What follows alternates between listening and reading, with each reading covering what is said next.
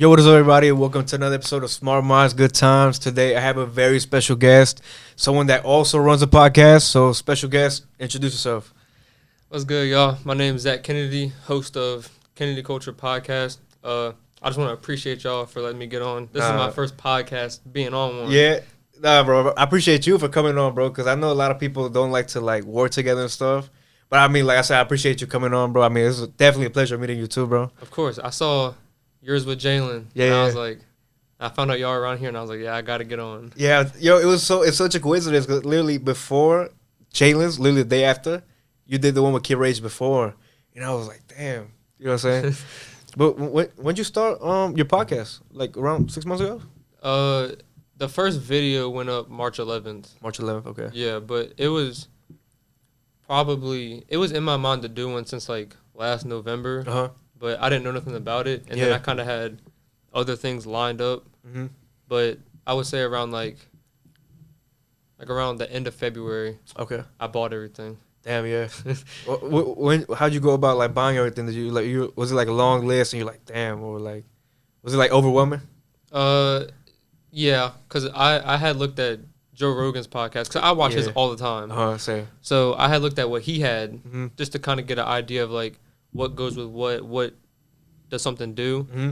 and then after that I kind of looked at like the most non-expensive items that work really well. So some of the things on his podcast, like Joe Rogan's, I could buy like the little boom arms that I have. Yeah. Those used to be his, so I got those. They were somewhat cheap, but like the mics and stuff, I kind of got something that was more price easy. Yeah, I mean the mics on your podcast sound good though. Mm-hmm. You know they don't sound like cheap mics. Yeah. Oh yeah, but they're good. What kind of gave you the idea to start the podcast though? I always wanted to be an entrepreneur. Like, Okay. I never really wanted to work for somebody. It was not me. Mm-hmm. So I was just trying to figure out ways to go about it. So, I'm into real estate. That's one of the main things. I had a clothing brand, but that got like really oversaturated quick. So I kind of backed off. But all of that, I kind of had to learn how to talk to people. Yeah. And cause I'm not very confrontational. I'm not very social. Mm-hmm. So I was like, what's one of the ways that I can learn how to talk to people? And I was like, I could do a podcast. Yeah. Because as long as it's fun to me, I have no problem doing it. So I was like, I watch them all the time. I need to learn how to talk to people, network. So I'll definitely rock out with this. Yeah, no, that's good though, because I mean, it's good on both sides. I mean, you kind of learn to be a little bit more social. Yeah. I mean, that's it. Tell me that though. It's a little bit like, don't you get nervous sometimes? Depends on the guest. Depends so on the guest. I wouldn't say hit rock bottom, but I've already had like a terrible interview. Okay, yeah. So my very first one that I posted was with my friend Deontay. Yeah. That's like my brother. So Okay. I already knew that was gonna be like a very smooth conversation. Mm-hmm. But the one before that I had done with, I don't want to say names, but we had did it and it was just terrible. Like when it's terrible, do you like think about posting it, or do you still post it? Oh, I didn't post that at all. Okay, I deleted it. Because when I had edited it and I looked back at it, like there would be like 3 minutes with no talking and we're just kind of staring off into space. Really? It was bad. Damn. So then that's when I was like, all right, let me get. I think the first 12 episodes are all with close friends. Mm-hmm. That way I kind of got used to how that feeling was. Yeah. And then I started getting like people that I knew but wasn't close with, got them on, and then now I'm getting people that I don't even know. Completely? Mm-hmm. Yeah. You know, I have some people that I don't even know, like, coming on, like, in a few weeks and stuff, and, bro, I get nervous, bro, like, yeah. You know, I still get nervous, like, even if I know somebody, I still get nervous, because it's like, I don't know, it's just kind of like, I try not to think about it, but there's people watching on the other side, and, you know, people are going to say what they want to say, but yeah. Do you ever... Go ahead. Do you ever like think about that? Like, damn, what are people gonna say? Like, do you feel like people are gonna judge you? I mean, I have a bigger worry about not being myself, like not being authentic to what I'm talking about. Yeah. Cause it's weird to me with like when I try to act a certain way for a certain amount of people or however that goes. So I'll just act goofy, whatever. Not a lot of people comment right now, so I think it's not as stressful because I don't have as big of an audience. Yeah. So there may be like 4 comments that are all my friends. Okay. So I mean, once it gets going and gets more people watching, it'll probably be like, you got to watch what you say here or there because you might hit the wrong whatever. But right now, I told my people, I'm like, there's no filter. Like, just say whatever you got. Yeah. And it makes it a lot more funny. But the way that I would say the kind of get over that, like, being worried about not knowing somebody, tell them to come like 30 minutes early. That's why I showed up a little early. Yeah. That way we could talk in behind the camera, get that kind of connection, and then once it just flows in, it's a lot easier. You know, that worries me because I think about it. I feel like I like to save that natural conversation for the podcast. Mm-hmm. So it kind of worries me that, like, I have to maybe if you and me talk about something I wanted to bring on the podcast, if I try to bring it up again, it won't be as natural. Okay, I see what you're saying. So that's like the one thing why I don't do that. I try to, like, you know, I get the people here, and then, you know, 5 minutes before we record, I explain things, and then start the conversation there. Yeah. Like the one with Jalen. Jalen is like I haven't done that many videos. I think this is like maybe like the 5th or 6th. Mm-hmm. I only posted maybe 4 so far. But like Jalen's the only one I haven't really like talked to like that at all. I hadn't known who he was, but like it kind of depends on the person too, because some people are like so awkward or like it's just there's no connection there. It just feels so weird. It feels like you're forcing it. Yeah. But like I try to always have like topics like. Yeah. So for I think it was 13 or 14. I had got my friend Jalen on. And he has like a very big following, very cool dude. Yeah, but he's not very like talkative on the camera. Yeah. So that was probably one of my shortest episodes because like I kind of do what you did with like the breakdown. Mm-hmm. That way you got like a baseline so you don't run out of stuff. Yeah. And he was so quick talking. It was a great episode, like very entertaining. Yeah. But once I ran out of stuff to talk about, I was like, in my head, I was like panic mode. Yeah. So I was trying to just drag stuff out. So then I think I went through 2 of those episodes kind of with that kind of vibe of like quick talking and getting through my list quick. Yeah. And then after that, I've just gotten to the point where it's like, I just wing it now. I don't prepare at all. Nothing. Damn. See, I would get too paranoid to do that because every video I try to like prepare at least a little because I'm the type of person where I overthink it too much, then I'll completely like lose my train of thought completely. Yeah. So I like to have at least like a little backup, because I just overthink crazy. But like even with you, I have like my own little like thing, you know, because I have to. But it's like I had one friend come on here, and I didn't post a video for 2 reasons. Because one, there was no audio, there was like a little error, and like. He's a good friend of mine, but he's like you said, like some people are just not that good at like talking and stuff. I didn't think it was gonna be like good for people to watch. Yeah. I've had a few of those. It was supposed to be my 3 biggest episodes, like audience wise. Yeah. Audio got corrupted, so I had to bring them all back different weeks. And I just posted the one with ball out visuals. Yeah. That was one of them. But you had to redo it. But when they came back, it was a lot more natural. Mm-hmm. So what would have been probably like 100 views now is like 230 something. Yeah, you know, I saw the one with ball out. That's like, if I'm not wrong, it's at like, or maybe that's a Zay. It's like 600 views now. Oh yeah, 804 Zay. Yeah, 804 Zay. I don't never met him. I think he's like with the Manchester basketball team or something. Yeah, so my sophomore year, he was the assistant JV coach. And he was a rapper, so me and my friend Deontay always listened to his music. And we kind of built like this brotherhood, I guess. Yeah. And he was somebody I looked up to. And then once we graduated, some stuff had happened. I think we talked about on the podcast. He had gone to jail. Oh shit. So when he came back, it wasn't like I'm doing this because I need a video. It was like I wanted to catch up with him, but I also wanted to get his story out because, you know, when you go to jail, you kind of lose some of your story. That's not believable or whatever. Yeah. So we shot that. In the first 2 weeks, it was like 200 views. Yeah. And I looked at it 3 days later and it hit 600, and I was like, whoa. Yeah, that's crazy, though. That's crazy that about 600 people watching your video. That's a lot of people, bro. It had me tripping for a second. Really? Yeah, I was like dancing in the living room. I was hyped. I didn't know what to do. Yo, do you ever, like, when you have a lot of people, like, watch a video, do you ever, like, rewatch the video and be like, yo, 600 people were really watching me say this or like, you know? I don't watch my videos again. You don't watch your videos again? It's one of the worst things that I do. Like, because once I edit it, when it takes, like, some videos take 3 days to edit. Yeah. So once I'm editing it, I'm kind of sick of it. Yeah, that makes sense. So I won't watch it. But now I got to go back and, like, timestamp for clips and stuff. So I'm going back and watching all of them again. It's so annoying, right? Bro, super annoying. I feel that because when I have to edit my videos, I have to watch them while I edit maybe, like, at least twice, you know? And I watch it again before it posts just to make sure everything's good. And then when you make TikTok clips, you also have to go back and, like, pick pieces you want.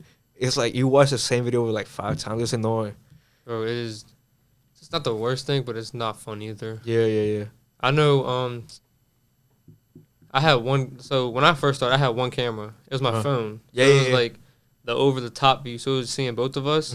So my clips were garbage. And I had all these ideas, but I couldn't put them in because it just wasn't the right time. So then once I got the 2 cameras and I put the clips in then, it was kind of like, all right, I like what this is now because I put, like, the music in, the subtitles or whatever, but it still gets very annoying. I feel that, yeah. Because I don't even really post TikTok clips like that too often. Because like they're so time consuming. It's like I hate having to go back and rewatch the video. Because like unless like, you know, one thing that I might start doing is when you're editing, maybe like put a note down like that would be a good TikTok clip. Because that way you don't have to go back and rewatch it and stuff like that. Yeah. But like, what's it called? When you like, when you first started, was it like hard getting people to come on? Like scheduling with them and stuff? Mostly because, like, so I don't have, like, a certain area of people I talk to. I talk to anybody. Yeah. Because my whole thing with this, like, obviously I want to make it a career. I mean, that's probably what y'all want to do, too, is make it a career. You know, we haven't really thought that far into it. We kind of, like... Just for fun right now? For fun right now, because I feel like if we try to take it too seriously, it won't really go so smooth. But we do it for fun. Maybe people will enjoy it, and... As long as we enjoy it, maybe people will enjoy it, but I don't. Could I see myself doing it for a living? I'm not sure, bro. You know what I'm saying? You will. You think so? Yeah, we started off to be like, you know what I'm saying? You've been doing it for like a while now, like what, 6 months? But like 6 months, I think. But like, I'm sure when you first started, were you never like nervous to record? Crazy thing is, I'm camera shy. I didn't like how my voice sounded on camera. All of that. So it's kind of weird how I picked a path that involves every single one of those. Hey, but that's good though. You kind of have to. It kind of like takes down that barrier, like that, like self-conscious kind of. Self-conscious. Yeah, I lost the wrong word. Insecurity. Is it like insecurity? Yeah, sort of. Yeah, it was definitely something I would rather just stay away from. Yeah. I've never really been too like shy for attention because in school and stuff, I was always like the class clown. I was always trying to get attention. And even, like, I've never really been shy of attention, but it's different when you're, like, you have to present yourself, you know what I'm saying? It's like giving a presentation at school. Yeah. Except you have to do it, like, multiple times a week. Exactly. That's exactly how it is. What school did you go to? I went to Manchester, too. You went to Manchester? Yeah. Where'd you graduate? So, I left my junior year. Okay. And transferred to a private school for basketball. Okay. But I should have graduated 2021. Right after COVID, right? Yeah. Right after COVID, The year after COVID. Okay, yeah. No, I just graduated... literally class of 2023. Like, oh, so you just graduated? Yeah, like 3 months ago. Yeah, literally just graduated. Oh, congratulations! Yeah. Thank you, bro. Thank you. But, but yeah, you might want to raise it up a little. That way, the mic's now on your face. My leg hit it. Oh, you're good. But it wasn't super hard for me to get people on because my I don't have a specific niche, but it's bad. Like sports is my main thing. I see that. So a lot of the athletes I knew or I have talked to, or I know people that know them. So it's easier for me to get them on. And then once they got on and I just kind of let them promote my video with their clips. Yeah. I think I got like 60 followers in one day. Oh shit, hell yeah. So I got people that like play football in ODU that I've never talked to that got the blue check. Yeah. That might get on and all this type of stuff. So that's fire.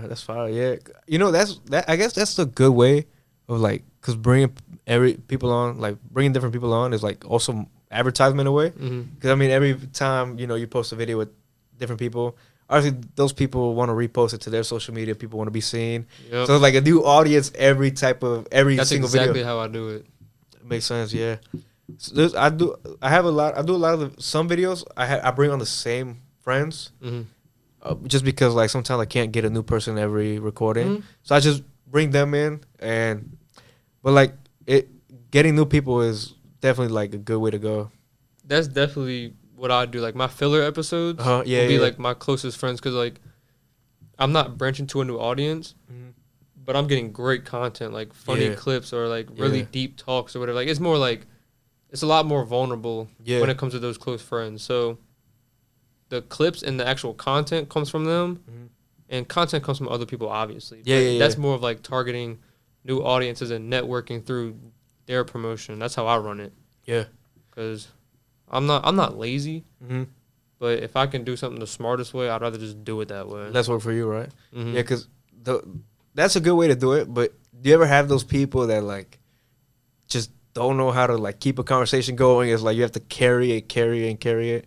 Yeah, that's like that's why I always try to have something planned in case the person is like that, or I have to like keep the conversation like alive. Because some people don't really have like, I don't know. Some people just don't really have like a personality, or like they just don't want to. I don't know. They just sit here and want to talk. They're not very like deep with their conversations or whatever. Yeah, they just get like a very quick answer. That's when it comes to that. I've kind of learned to take people out their comfort zone. So like, if somebody plays football and they're known for football, when they come in, I'll talk to them about like their favorite comedian, because then it's kind of like to get them thinking. They're always talking about football, so it's kind of like they know what questions to answer, how to answer it. But when you answer with that, it just brings out that personality and that's not really shown too much, and that just runs with it. You know what? I never really saw it that way, but that's actually smart. I always see it as if like people are comfortable talking about what they know about, so they'll feel comfortable talking about it, and I'll get like a good conversation out of them. But I've never really saw it that way. I feel like if I try to throw them off guard with something, definitely they don't get. I feel like they'll be too hesitant, or they'll just like not know what to say. But you know, that makes sense though. That makes sense. I definitely started it off with whatever they do. So if it's football or basketball or whatever, I'll start them off with that. Talk about who they are, how they started playing. Simple questions. Yeah. That way they're kind of like, they forget about the cameras. Yeah, that makes sense. So then once that happens, I'll kind of pick out something inside of a question or an answer, and then run with it. Like, one dude, this whole file got corrupted, so I can't even post it. Damn. But he plays football at Georgia. Okay. And he started talking about football, and then it just went to a whole different conversation that was not even sports related, just because like I picked out one thing about what was his funniest like memory he had in football. Yeah. And when he answered it, I just took it off with something different and ran down a different path, and it makes it run a lot smoother because it's like who they really are rather than what everybody knows. That makes sense. Yeah, that's actually smart. I didn't think about it like that. Yeah. That makes sense. It took a lot of tries though. I'm not gonna lie. There was a lot of awkward episodes. Yeah. A lot of them. I feel like if I were to ask you right now, like, yo, what do you think about the Barbie movie? I mean, you know what I'm saying? I don't know, like that. Oh, we can get into the Barbie movie. Have you seen it? Hell no, I haven't seen the Barbie movie. Have you? Yes. Well, did you go with your girl or something? She wasn't my girl. Oh, okay. So okay. My friend wanted to see his girl, so I went down there with him because she lives like an hour and 50 away. Yeah. And she had a friend, so I hung out with her friend. And they wanted to watch the Barbie movie. I didn't want to watch it at first. I was like, I'm not watching it. Yeah. But then we went, and then I think Will Ferrell's in the movie. Really? Mm-hmm. Damn. So once I saw Will Ferrell, he carried that movie. Carried it. He was like one of the main characters? Somewhat. Okay. But he made that movie watchable to me. It's very funny. Wait, so you watched the whole thing, right? Mm-hmm. Is it true? Because I've heard this. I've had some friends say this that have watched it. Is it it's like a kids movie, but it's like, don't they make it like very like sexualized or right? Okay, because I mean, I heard some like there's like a scene where like they like slap a girl's ass or something. Yeah, there was one scene where they came into the, I don't want to spoil it. Y'all watching this? Are y'all gonna watch it? I'm not gonna watch it, so I don't care if they. Spoiler alert! Spoiler alert! You're not gonna watch it. All right, so they went into the real world. And they ran up on this construction people, and they were like hollering at Barbie. And then she's like, I don't have a vagina, and he doesn't have a penis either. They said that? Yeah. With those exact same words? Exact same words. Isn't it PG-13? Yes. What the hell? There's a lot of like adult humor in it. Okay, yeah. A lot of adult humor. I figured it's just. I didn't know this, but apparently every girl is called Barbie and every guy's named Ken. Yep. There's one guy that's not named Ken. I forgot his name. That's dumb. I don't know. Yeah. The only reason, at first I thought they were just hyping it up, but the one time I saw like a bunch of people like really going to go see Barbie is because I was gonna go see what movie was I gonna go see? I was gonna go see it wasn't Oppenheimer. Oh, Sound of Freedom. Oh, okay. Yeah, you know the movie? I know, but I haven't seen it yet. Okay, yeah, I was gonna go watch it, but yo, when you like, when you know how you can order like tickets through your phone. Mm-hmm. So I was like a couple minutes late, so I couldn't order it like at the little screen or on my phone anymore. I had to go to like the register or whatever, right? Bro, it was like a mall, bro. Every single line was like 15 people dressed in pink. Like, I was like, bro, what the hell is this? You know what I'm saying? I had to get out of there because there was no way. By the time I got through at least one line, it was like movie was already over. No, that movie, it's getting some numbers. I'm not gonna lie. Everybody's going to that movie. Warner Bros. That's Warner Bros. Biggest like movie now. Really? Yeah, I swear, like the biggest, like highest selling movie, like opening, I think. That's crazy. I know. I was like, damn, bro. But I think it's just TikTok. It's like, nowadays, TikTok makes anything blue. That and because of the message, it was really spreading like feminism, like really spreading it. Right? If I'm not wrong, they said something about like were they trying to make it was? I heard it was a woke movie. Was it? Yeah, it was. What? I may have heard wrong, but wasn't there like a gay guy? Or I think so. Yeah. There most definitely was. Okay. I thought I wasn't tripping. I think it was one of the, maybe it was one of the Kens. I think it was. Like, what's it called? I don't want to get controversial, right? But like, let me just get your thoughts on something. What do you think about like schools trying to like push like LGBTQ on kids? I'm personally not a fan. I think you should teach it. I think parents should teach that because it comes from their viewpoint on it. Okay. But if schools are pushing it, then it's kind of like they're trying to teach one set viewpoint. Yeah. But if your parents don't agree with it, then they should teach you that way. So you should learn from at home and then be kind of introduced to the real world through school so you can interpret how you want to interpret. Yeah, that makes sense. Because I saw a video today. It was like there's a school, like kids entered through like the door and it was like Pride Day. Mm-hmm. And they had like a bunch of rainbows and like teachers were dressed up with like rainbow things too. And they had like all these kids cheering like, oh, Pride Day, Pride Day. I feel like some of these kids don't even really know what that is, Yeah, they're making everybody accustomed to it. Yeah. So it's just normal now. They're trying to normalize it. And that's not a bad thing, but I don't like how they're bringing it on the kids. Because, like, one thing I have said in like another episode, it's very easy to sway kids into anything. Very easy. You know what I'm saying? Like, I could turn I'm not actually. That was gonna sound really weird, but I'm saying somebody could turn a kid that doesn't like soccer into like the biggest soccer fan just by saying like, yo, soccer's cool. Yeah. Kids are like, oh shit, he thinks soccer's cool. Let me go play it. Yeah, I don't know. It's like it's like a sore subject nowadays. Mm-hmm. But like, let's talk about something, right? Let's talk about something. I'm gonna bring this back a little bit more on the podcast side. Yeah. That one interview you did with the financial manager. Was it a wealth manager? Oh, the dude that has the wealth management agency? Yeah. How did you go about getting that interview? So, crazy thing is, he came to one of my family's functions. Okay. So, like, my family, they all play poker, Yeah. They're partiers. Okay, yeah, it makes sense. So, I never really partied, but I love my family functions because I'm really close to my family. Mm-hmm. And he was there, but I didn't know who he was. So, at that time, I was very deep into real estate. Okay. So, I'm asking my aunt about it, talking to her, and then he kind of overheard it. So we got a conversation going. And once he left, my aunt told me, he was like, did you get his number? I was like, no, why? And she was like, because that dude's like a multi-millionaire. Like, he's very successful. He's a wealth management agency. Yeah. So I ended up getting his number a couple weeks after because he was in Africa for vacation. Okay, damn. And so I had hit him up, and I was like, hey, I love the conversation we had at my aunt's. I got this podcast, and I would love to have a sit down with you. Yeah. And he was like, yeah, that's cool. You want me to come down there? You want to come up to D.C.? So I was like, I'm going up to D.C. Yeah, hell yeah. Just to be around that area. Yeah. So that's how I landed that one. And that was my deepest one. I bet. Because I had gone in with that set plan. Like, I had, 3 pages on Google Docs filled with information I wanted to talk about. And it was all about like running a business, making money, you know, all that type of stuff. And when I went in there, he flipped it on my head. Like completely? He was like, money's not a single thing. And I was like, huh? So you're like, what you mean by that? I was super confused. Like on the way home, like DC traffic is no joke. So I'm stuck in traffic. I didn't play a single song.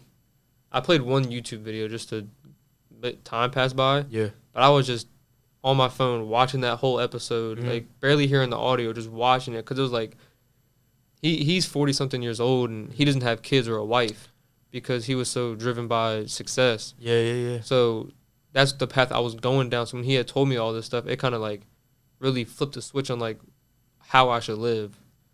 You think you mean like in a way as in like this is something I want to be like him or I don't want to be like him type, or like just put your own spin on it?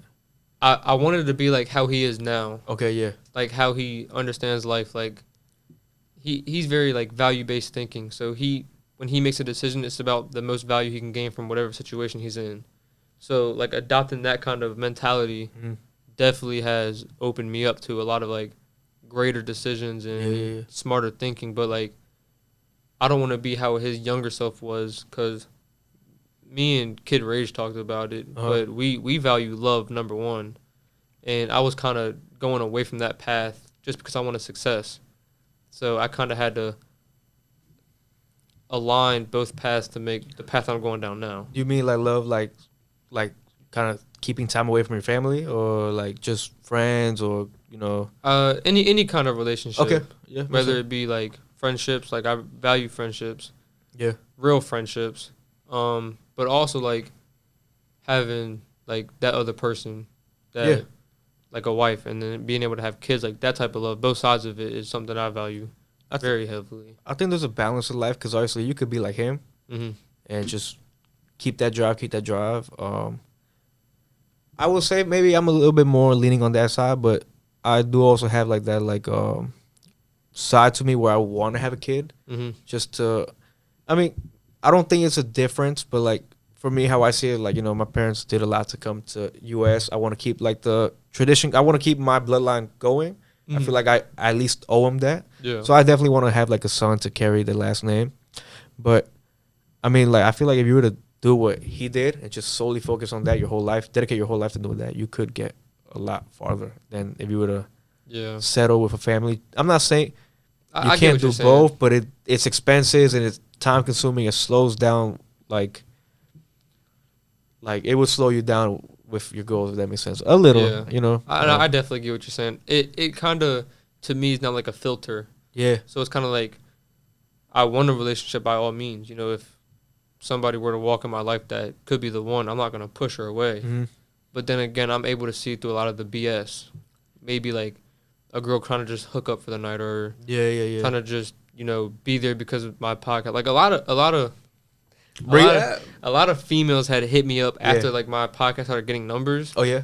And at first I was kind of like, okay, like let me see what this is about. And then I kind of realized like, all right, like I'm looking for a wife. I'm not looking for somebody just to hang out with. So it kind of balanced it out completely. So it is definitely a filter to find the right one. It's a lot easier. So now I'm kind of focused until that time being, and then I'm gonna learn how to balance both. Yeah, I feel that's good. That's good. Hear me out. Like maybe I mean everyone's different, but like do you think if you were to have like a girlfriend right now, do you think like it would kind of like throw you off a little? Maybe you wouldn't be as consistent with the podcast. You just be like a little distracted. Yeah, cause I'm a heavy lover. Same here. I definitely, but at the same time, it's like I'm fine without a girl, and I kind of want it to be like that right now, cause I'm like, I finally got to the point where I was where I'm locked in completely. But at the same time, I don't want to wait too long, because I want to be able to figure out how to balance that. Yeah. So I don't want to wait a couple of years and then get into it, and it's the same exact problem that I was fearing before. Rather than just getting into it, might lose a girl, but now I'm trying to learn how to balance it. So when the right one comes in, it's kind of like a lot more of a smooth transition rather than trying to learn from scratch. Yeah, I feel that. And, you know, I feel like, I mean, that's a good mindset to have, like, kind of like, you know, not really focus on a girl right now. I mean, because, you know, that way you can get your podcast, like, you know, that's 100% what's on your mind.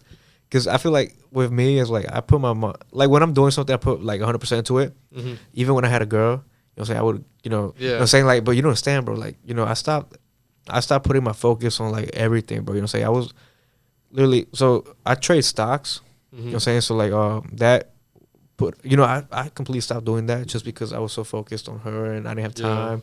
You know, bro, when I had a girl, bro, I was sleeping like at 3 a.m, having to wake up like at 7. It threw off everything. You know what I'm saying? Like I feel like it depends on the person because you say you're a heavy lover. I'm a heavy lover. You it's kind of hard to balance that right now. You know what I'm saying? Yeah, 100%. I think you're definitely right about that. Like, Yeah.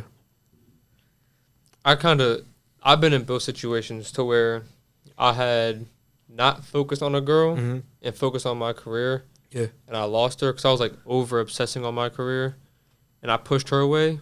And then right after that, it was the other way. I was focused heavy on a girl Yeah. and pushed my career away. So I kind of got a taste of both. So now it's like I'm kind of in the understanding like I'm just not supposed to have a girl right now. Yeah. It's just not my time. Yeah, I feel that. Cause I'm trying to move to Texas in 23. Oh, in Texas? When I'm turning 23, which is 2 years from now, 2 years. I'm trying to go to Texas. Oh, you're 21 now? I turned 21 in November. Okay. Hell Yeah. yeah. Special episode coming. Special episode? Okay, it's gonna be like getting hammered on it. I'm gonna try and get a tattoo on it. Okay, yeah. I'm gonna get Kulture right here. Culture. Yo, so how'd you go about getting the name KennedyKulture? So the crazy thing is, the podcast was never the first thing. It was honestly the last thing. But the first thing was the clothing brand. Was it also KennedyKulture? So, I came about it. I was trying to find a name for the clothing brand, something that was meaningful, because that's just something that I don't like. Just names that sound cool. Yeah. So during that time of creating a clothing brand, I was going through like a very rough time because I had just got out of back-to-back relationships. Okay.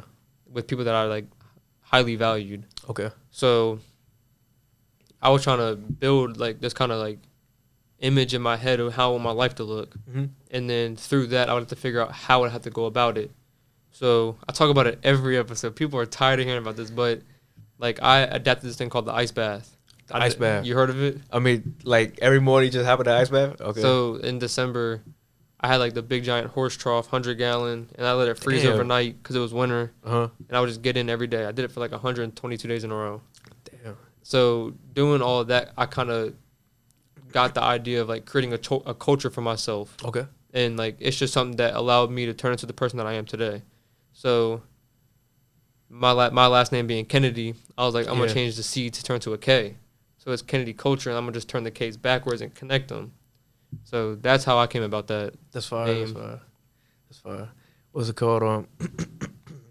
How come you stopped doing the merch? You don't want to like have some merch to go along with the podcast? That way you can like brand KennedyKulture as a brand and not just a podcast? Yeah. So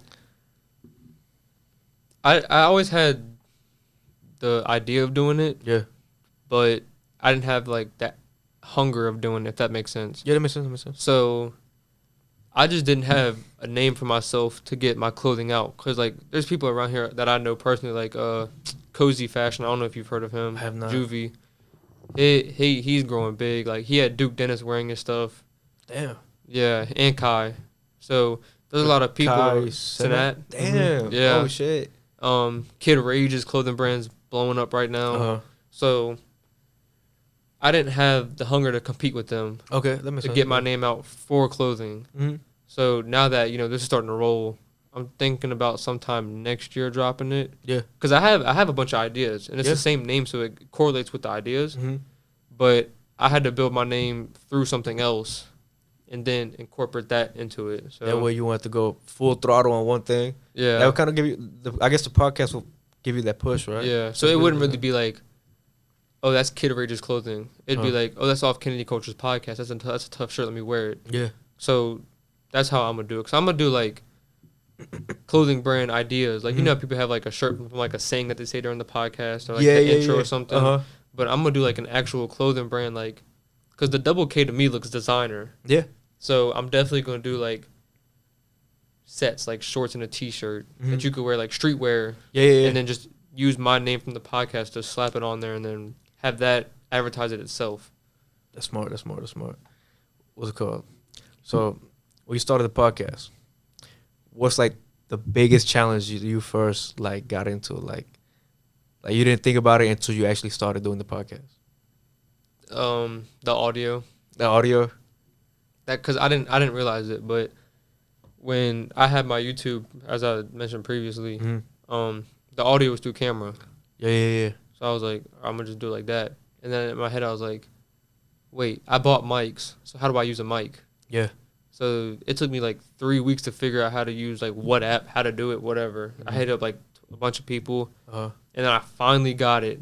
And then I was like, all right, we can go. But it took me like equipment. I'll say equipment's been the most difficult thing.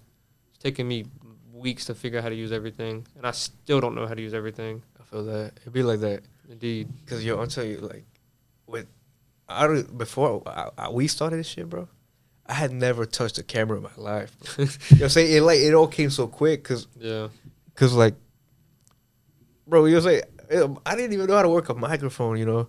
Like, it seems so simple, but it's so difficult behind the scenes. You just see somebody like, oh, they have a microphone, cool, but then you realize the XLR cable. Yeah. And I'm like, oh, then you see the other end, and I'm like, where the hell do you plug this into? What do you plug in your microphone cable to? At the you said into the. Oh, I lost my train of thought. Like for me, yeah. So I plug mine into. I got a mixer. Yeah. I got a big old mixer. I don't know how to use it. I got one setting that works for mine, so I just copied it over for 4 other ones, and then I run the mixer to my audio interface. Okay. And I run that into my computer. Yeah. Because at first I just had the interface, so it was just 2 people, very simple to use. But then I started getting 3 people on, and then I had 4 people on at one time. So I was like, I got to get the mixer.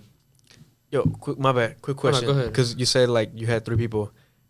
You know, another episode was the episode with Zion, Marcellus, and Jaden. Was that before or after Isaiah's?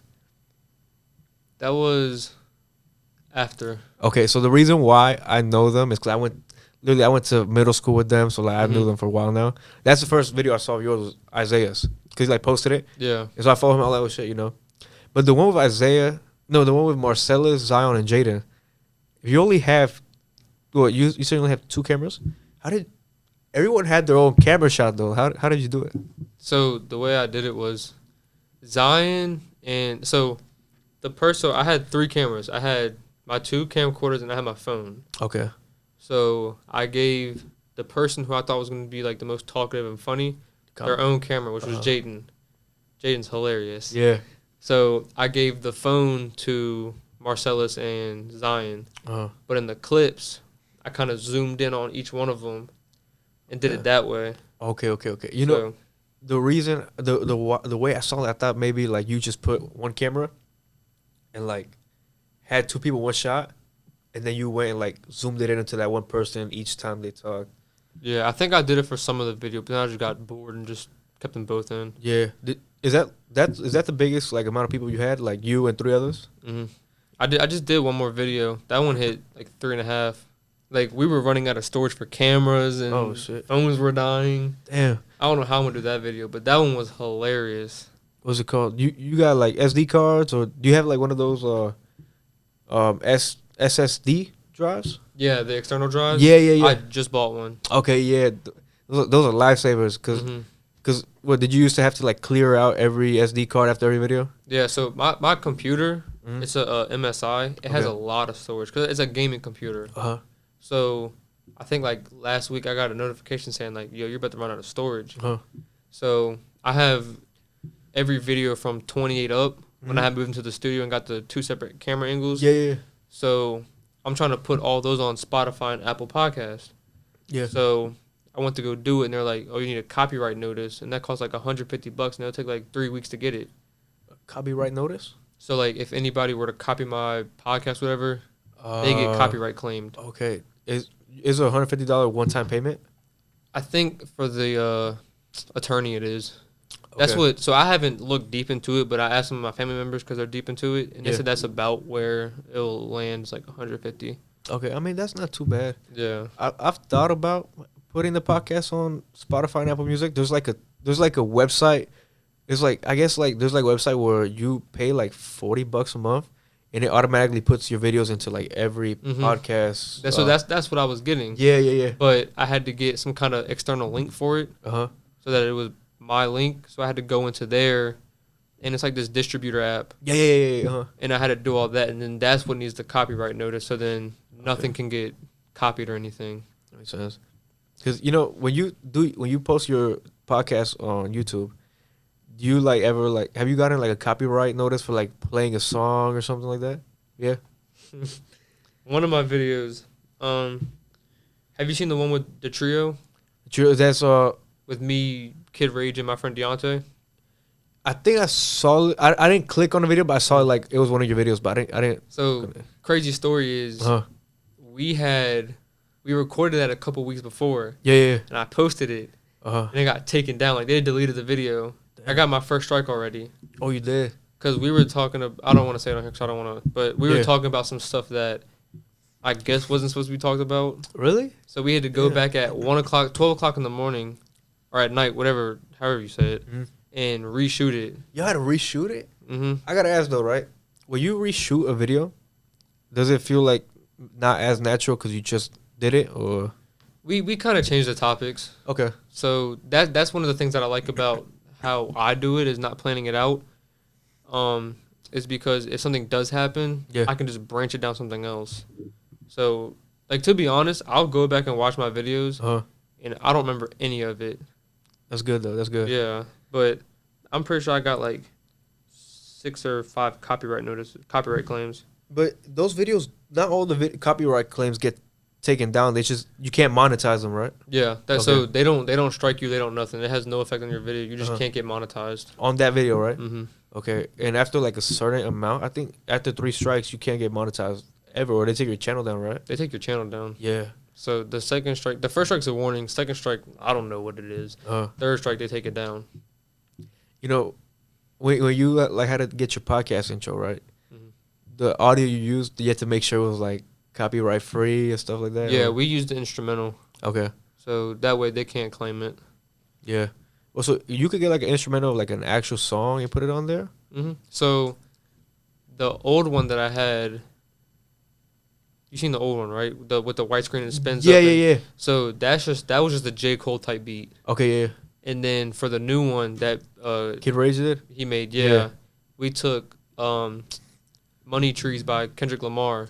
Yeah. Took the instrumental and just tagged it, and they didn't copyright claim it at all. Okay. Because we had one song, it's called Juice by Chance the Rapper. Love that song. And he had a struggle for many years trying to get it on Apple Music. It was only on SoundCloud, so they can't copyright SoundCloud. They can't? Okay. So when we went to go check it, he had just put it up like 3 days before we started looking into it. And it was for his 10-year anniversary, so we couldn't use that song. So then that's when we came with Money Trees. So, damn, so that Money Trees by Kendrick Lamar doesn't get copyrighted? The instrumental doesn't get copyrighted. Damn, that's crazy. I didn't know that. Yeah. You know, with our podcast intro, I just went on Spotify and looked like, like how Twitch streamers have like music in the background? Like copyright-free beats. I just picked one of those and went for that. Yeah. Because I'm scared to get copyrighted, Get copyrighted. Get copyrighted? Get copyrighted. Just for what? To take it as a lesson? Right, because right now, you're not monetized, are you? No, not yet, no. So yeah, just rack up as many as you can. You think so? Yeah. That's what I'm trying to figure out, what would be copyright, what wouldn't be. So I figured out if you play a video, say if you play a video on your phone and you put your phone like right there and it can barely hear the audio, it won't copyright it. But if it can see the video or hear the video clearly, then it copyrights it. One thing I did on the video with Jalen and another one I did with a friend, I put like actual like pictures and stuff on it. But can you get copyrighted for pictures? Like having pictures that aren't yours? No, right? Just audio, right? Yeah, it's just audio or visual. Okay, yeah. So I got copyrighted for a movie clip. Oh, you play like a movie clip? But there's like they give you like 10 seconds until you actually get copyrighted for it, or is it like not YouTube? Because we looked it up. Because my intro was only 14 seconds, and I thought 15 was the mark where they copyrighted you. And I looked it up, and they said you don't get no time. Once they hear it, it's done. It used to not be like that. They used to give you like a 7 second thing. I remember. Because if they would have did that, I would have had the money trees part that I wanted, which would have been super tough. But I read that and I was like, I'm not getting copyrighted for every video just for a tough part. Yeah. And you think about it, if you ever blow up, like when you blow up, you don't want your old videos to not be monetized. You know what I'm saying? Yeah. So, but see, I didn't know it was like that. I didn't know you can get monetized for your old videos. So some of them I'm like, okay. Yeah. So, like, you know, if I'm not wrong, YouTube just brought down like the requirements to get monetized, right? I heard about it, but I didn't know if it was true. I don't think it is, because you still need 1,000 subscribers and 4,000 hours of watch time in the last year. Yeah. Okay. So they didn't bring it down. Nah, they might be talking about it. But the one thing that did change is if you get 10 million views on shorts, then you can get monetized. Do y'all do shorts? I just posted shorts for the last time last night, bro. And one of the shorts, I split up a part, like a 5-minute clip from the video into 6 parts, and like part 2 of it got 2K views. Oh yeah, I was like, damn, you know, but it's because it was the part that part was like I had like things on I had like pictures while I was talking, so it made it like more engaging. Yeah. So I think that's why I got 2K. But I mean, YouTube. I figured YouTube Shorts and TikToks are like, I'm sure like that's like the way to really push it out there. Y'all do Instagram? You know, I really only use Instagram to post like when I do in the video. You post a lot of reels on Instagram, right? Instagram is my bread and butter. So like my TikTok, I just hit a K. That's my first video that hit a K. Okay, yeah. So all of them are about 700, 300. Yeah. But my Instagram is hitting like average 800. I got one video that got 6K. Damn. The new intro's already hit 3. Is that because let's just say if somebody reposts a reel, let's just say you repost a reel, and I watch it from your story, does that count as a view?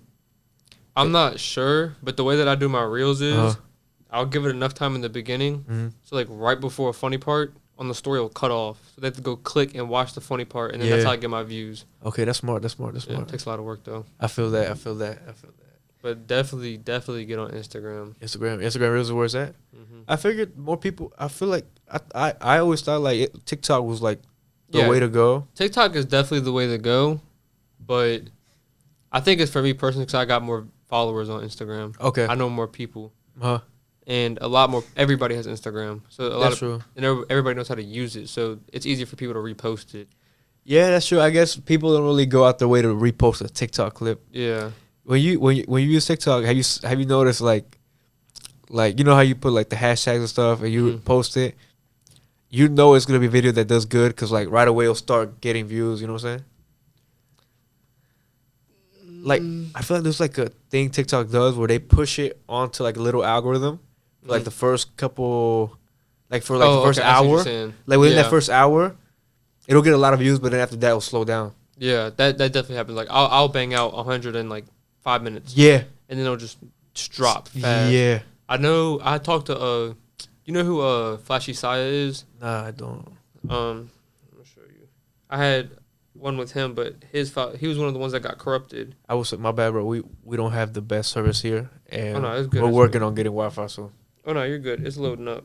I'm pretty sure I follow him, so that's the one thing that's kind of annoying. It's a dead zone right here. Oh no, trust me. That's how my sister's house was at one point. Yeah. But he just hit 1 million on TikTok. Oh, like followers? Damn. So he knew he understands the algorithm like the back of his hand. So after the podcast, I was talking to him a little bit, and there's like a lot of ways you can like post a video at a certain time, and then use like a certain amount of hashtags or use a caption or not, or use like certain filters, sounds, and then once you find that one that rolls, you post the same time you post. If you use it, however many hashtags you use, you do the same thing, and then you'll just find like a blueprint for it. That's what he told me. So right now, I'm going through every single one of my videos from 28 up, watching it, and I'm doing like timestamps of like saying, all right, so from this time to this time was this conversation. So we'll say basketball, and then here was funny moment, whatever. Yeah. That way, in September, I can use that external drive to have every single clip already made, and then start posting 3 times a day. Yeah, that makes sense. You know how you use YouTube Studio, right? Mm-hmm. It tells you like how many people like the watch hours and like the duration of people stay and watch the video. Yeah. You like most people. I feel like even for my podcast videos, not everybody will stay and watch the full video. Mm-hmm. Like I think my average is like it depends on the video. If it's over an hour long, the average is like 30 minutes. Yeah. It takes like an average of like everybody, because I know like a lot of friends will watch the whole thing, and some people kind of like just curious to watch like 10 minutes, and it kind of averages out. Mm-hmm. But I mean, it's like, you think it's because like, how you think that's a good way to go about it, like making it more like to get people to watch like most of it? I think it just depends on your guest and their fan base. That's True. why I Yeah. like podcasts so much, because there's not but so many ways you can renovate it. Like you Yeah. can obviously get a better camera, but at some point quality is gonna look the same. Yeah. You can always get a better mic, but at some point it's all just gonna sound the same. Uh. So now it's just really getting to know people. Like you get, like for me, like I don't have the biggest audience yet, Yeah. so your video might get but so many views. Yeah. But say if you go get like a Joe Rogan or somebody that's massive, like that video's Yeah. gonna hit millions quick, and they'll watch the whole thing because they know who Joe Rogan is. Yeah. So it's definitely just finding the right guest to have a loyal fan base, and then that's how it'll average out. But I just post as many as I can, because eventually those 10 minutes will just keep adding on, and then you get your hours like that. Yeah, that's true. That way you can get monetized, right? Mm-hmm. That's my big thing right now is Trying to get monetized. I'm trying to stop working at First Watch. I hate First Watch. What, is it like all day type thing or what? It's from like 9 to 3. Okay. It's not bad at all. Yeah. But it's just, I'm a busboy. Okay. So, cause I don't really like talking to people. But Have you ever like brought on anybody like that you met like out in public onto the podcast? Like people like you didn't have any connection to them at all. You didn't know anybody, like no mutual friends. You just met them out in public. I met one dude at First Watch. Oh, we knew of each other because we went to Manchester. Yeah. Because he had saw that I got my the dude Jalen on. Uh-huh. They're super close, but we never talked. Okay. And I saw him at First Watch, and I was like, "Yo, how's the kid?" 'Cause he just had a kid. Uh-huh. And I was like, "Yo, you should get on the podcast." And he was like, "All right, here's my Instagram account that not really a lot of people know about." He's like, "Just hit me up. We'll schedule a time." Yeah. So I've met people through First Watch, 100%. Like, Okay. you probably haven't seen. It's called Ballin' in RVA, that podcast.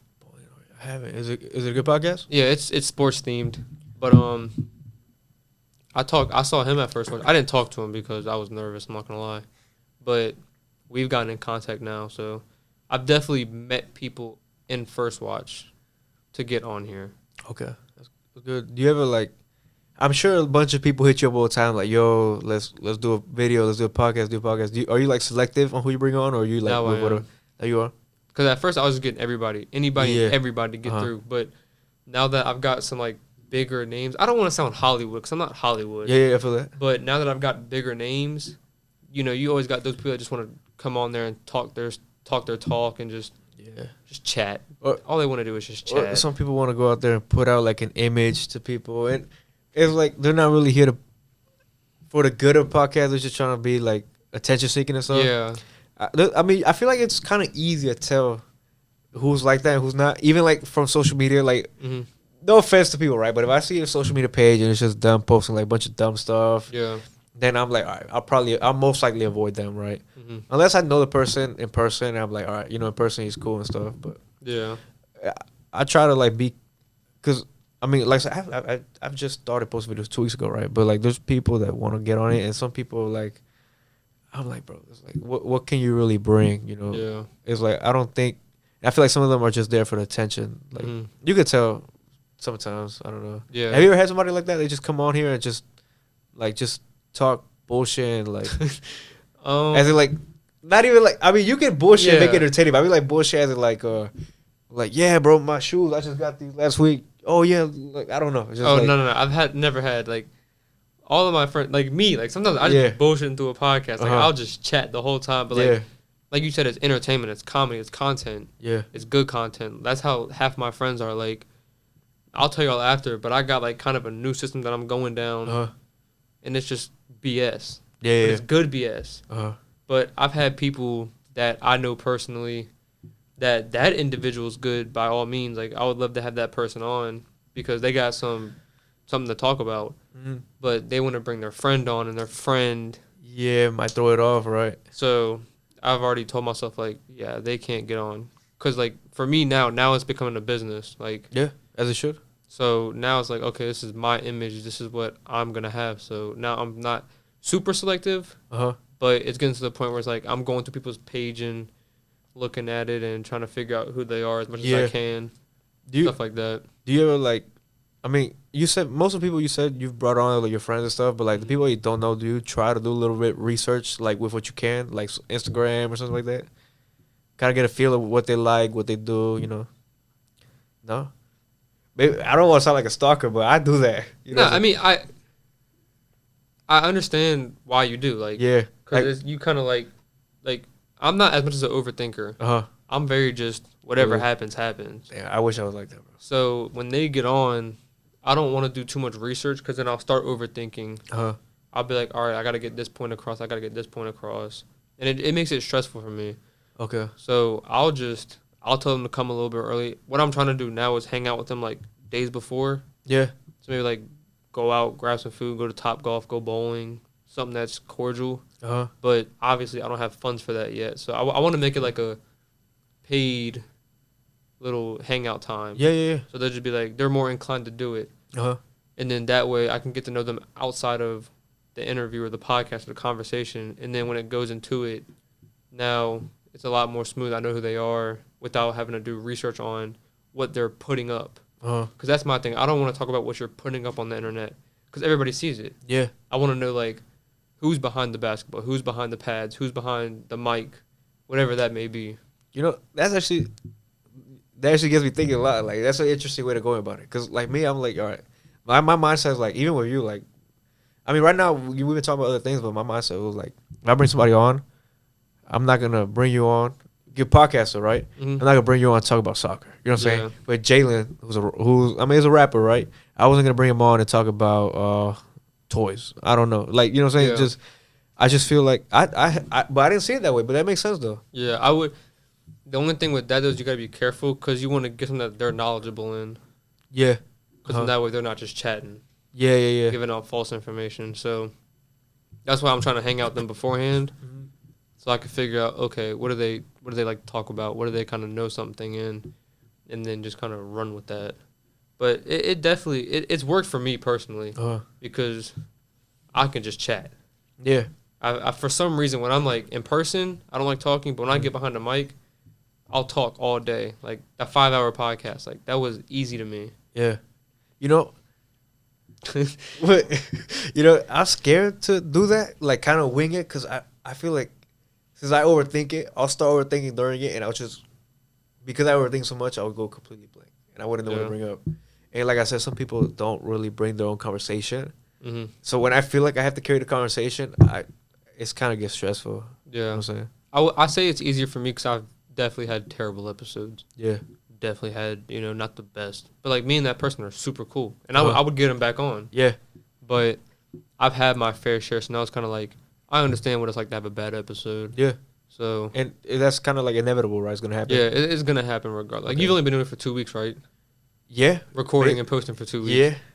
So you're kind of in that new groove. But honestly, the way you're going about it is probably better than the way I did. Because you're already getting people you don't know on your 5th episode. Yeah. Like me. Like, that's true, yeah. That's like true. My first 10 to 12 were people that I knew. But they also kind of had some kind of audience to them, too. That's true. I didn't, but like I said, it's kind of like nerve-wracking. Like, I didn't do what you did. Maybe I should have done a little bit more what you did. Like, you first 10, 12 with people you know, kind of get the feel of, like, on the mic and stuff. The one thing that did help me a lot is, like, I had my friend, shout out Kevin, before we actually started recording, we would do test runs. So it would be the same setup at my house. My boy David is back there working the camera, and I was with my friend, like, kind of getting to feel what it's like talking into the mic and stuff in front of a camera. But, like, it's different doing this with, like a random person, because, I mean, I've never really this is the first time I meet you. Yeah. But I mean, like I said, it depends on the person. Like some people bring a cool vibe, and it's not like an awkward thing. But some people, it's like I don't know what to expect. Yeah, you're gonna have the thing. I like how y'all do it though, like having like the cameraman or whatever, is you don't see the time. Yeah. You don't know how long it's going on for. When I have my computer beside me, I can see the time. Okay. So at that time, I was trying to hit an hour and a half. So I would see myself dragging stuff on. So you're kind of in a place to where it's like, once the conversation's done, you're wrapping it up. With me, I was dragging it out, which made the episode kind of not where I wanted it to be. So I feel like if I kind of had that person to where I couldn't see the time and it just naturally ended, maybe I got a 45-minute episode, but it was a good 45 instead of saying a dragged out hour. Yeah. So if you're comfortable doing it this way, keep it. 'Cause I'm not going to say change it, but if you want to try that way, just try it with people that you're close with. Yeah. And then just trickle it in with certain people. That makes sense. And that might be better, but then again, me and you are two different people. Yeah. That's true. Yo, one thing I've seen, you used to use I didn't see it the one with the Kid Rage, but you had headphones on, right? Bro, I love those headphones. I got it. What's like the benefit of having the headphones? Is it just because like for me, in our case, I don't think I need headphones because he's back there with headphones and checking audio. But do you have it to make sure everything sounds good, or? Yeah, it's more of like, I like the independent. Like if I'm too far away, you can hear it, so you'll move up. Or if my main thing is, with a lot of people that I have getting on, they love to talk. So there'll be parts where me and them are talking together, but we won't hear it because we just hear our ears. When you have the headphones on, you can hear like it's getting mumbled up. So then one of us will fall off and the other one will talk or whatever. It just, to me, it keeps it more organized. Plus, it just sounds cool and looks cool. You know what? I haven't tried having headphones on, but it doesn't feel like they're not delayed, so it doesn't. It's not like when you talk and then you hear yourself like 2 seconds later. No. It's like real time. You would hear it right now. Like I would hear exactly how it is. Okay. That's the one thing that I wasn't sure of because I feel like if I were to talk, I would hear myself a second later. It would like throw me off crazy. Nah, I mean I don't know how it would be with that kind of stuff that y'all got up there, but I got like a headphone amp that connects to my mixer, so everything's like simultaneously at the same time. Yeah, there's a headphone jack there for if I were to do that. And the only reason why I think I would do that is maybe if I want to throw in eventually like there's like a soundboard on that, so like that way when my boy David does a sound effect, the only way we'll know is if we had headphones. If that makes sense. I have a I went on Amazon. Amazon finessed me, but I have an extra amp, the same one I use.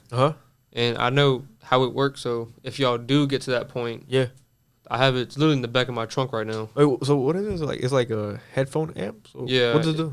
So it's like a 8-port jack, pretty much. Okay.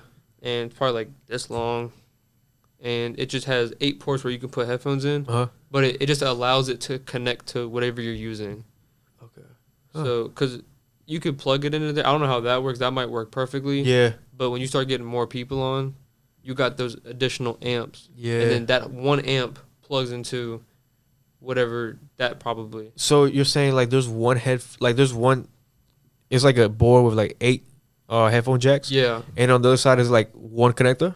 Yeah, so it's all 8 in the front. So it'll be this way, and then in the back it's got the entry cable? Yeah. That just connects to whatever. So it takes all those audios and send it to one little like listen bar or whatever. Yeah. And then it just makes it sound. It's a lot less work. It keeps everything more organized. Oh, that's sweet. That's sweet. Yeah, Joe Rogan had it. Oh, okay, yeah. That's why I got it. Okay, I don't think the max I would ever do here. I mean, I have done last Friday. I did like 2 people here, and we don't have a 4th chair. So I don't know where you entered. Did you see there was a tire down there? That was y'all. So we use that tire as a seat. So we have another chair over there, and the other tire was a seat. You couldn't see the tire though, but I don't think I would be able to fit more than 4 people here comfortably. Like 2 on each camera angle is kind of like the way, because the room is not big. Yeah. We make it work, but it's not like nothing crazy. Yeah, I started doing 2-3 people once I got into that studio office. Because everything else, it just wouldn't work. Yeah. Because like you could fit 4 people here, but you couldn't fit 4 cameras that got good angles. Yeah. So definitely don't rush it. Yeah, and like another reason why like I have like the angle set up here like that It's because if I were to like sit across from you, you would see the door and it kind of throws off the shot. But like here, it's like it looks like just like straight background. But I feel like eventually, have you ever thought about like, you know how like a lot of podcasts have like the lounge type of setup, like a couch and chair. Would you ever think about doing that? Or you like the table office feel? I like the table office feel. Yeah. I don't know why. I feel like you could do a lot with it, but you can make it simple. I feel like that's what it is. It's just simplicity to me. Yeah. Like a lot of people, like the only time I would not be simple is if I edit it. Okay. But it wouldn't be like the raw podcast. It'd be the clips that I over edit. Okay. Just for the fun of it. Yeah. But everything else, I like it just real simple because your camera's only gonna get but so much. Yeah. So if you were to put decoration on the table, your camera might not get it. Yeah. So plus it's very financially easier just to have a table with mics. Yeah. You know, when I first started, I was I didn't know what to get. I was thinking about getting like sofa chairs or I saw this table on Marketplace and I was like, yo, it looks like good for a podcast. So and I like how you can like run the wires through here. Yeah. So that's kind of what I went for. But originally I was going for like a lounge type of setup. Yeah. But like I said, I kind of just winged all this. I would do a lounge setup if I had like, if it wasn't my podcast, like if it was a show, like say like me, you, Jalen, and Kid Rage, all wanted to make a show. That's when I would do a lounge because it's four hosts at a time, so it would be a lot more comfortable, chilled, laid backs, like just kick it kind of vibe. But when it comes to like just me running my thing, I like to have like you're engaged. We're talking. It could be informational, comical, whatever the subject may be. It just kind of has that theme to it and that setting to it. Yeah. Because it keeps you like kind of like attentive, right? Yeah. Being here at a table, it feels like you're present. Yeah, productive. I don't know, like just if you're like in a lounge, I feel you kind of like lay back a little more. Yeah, you're easy to like tune out of the conversation. Yeah, that makes sense. Yeah, that makes sense.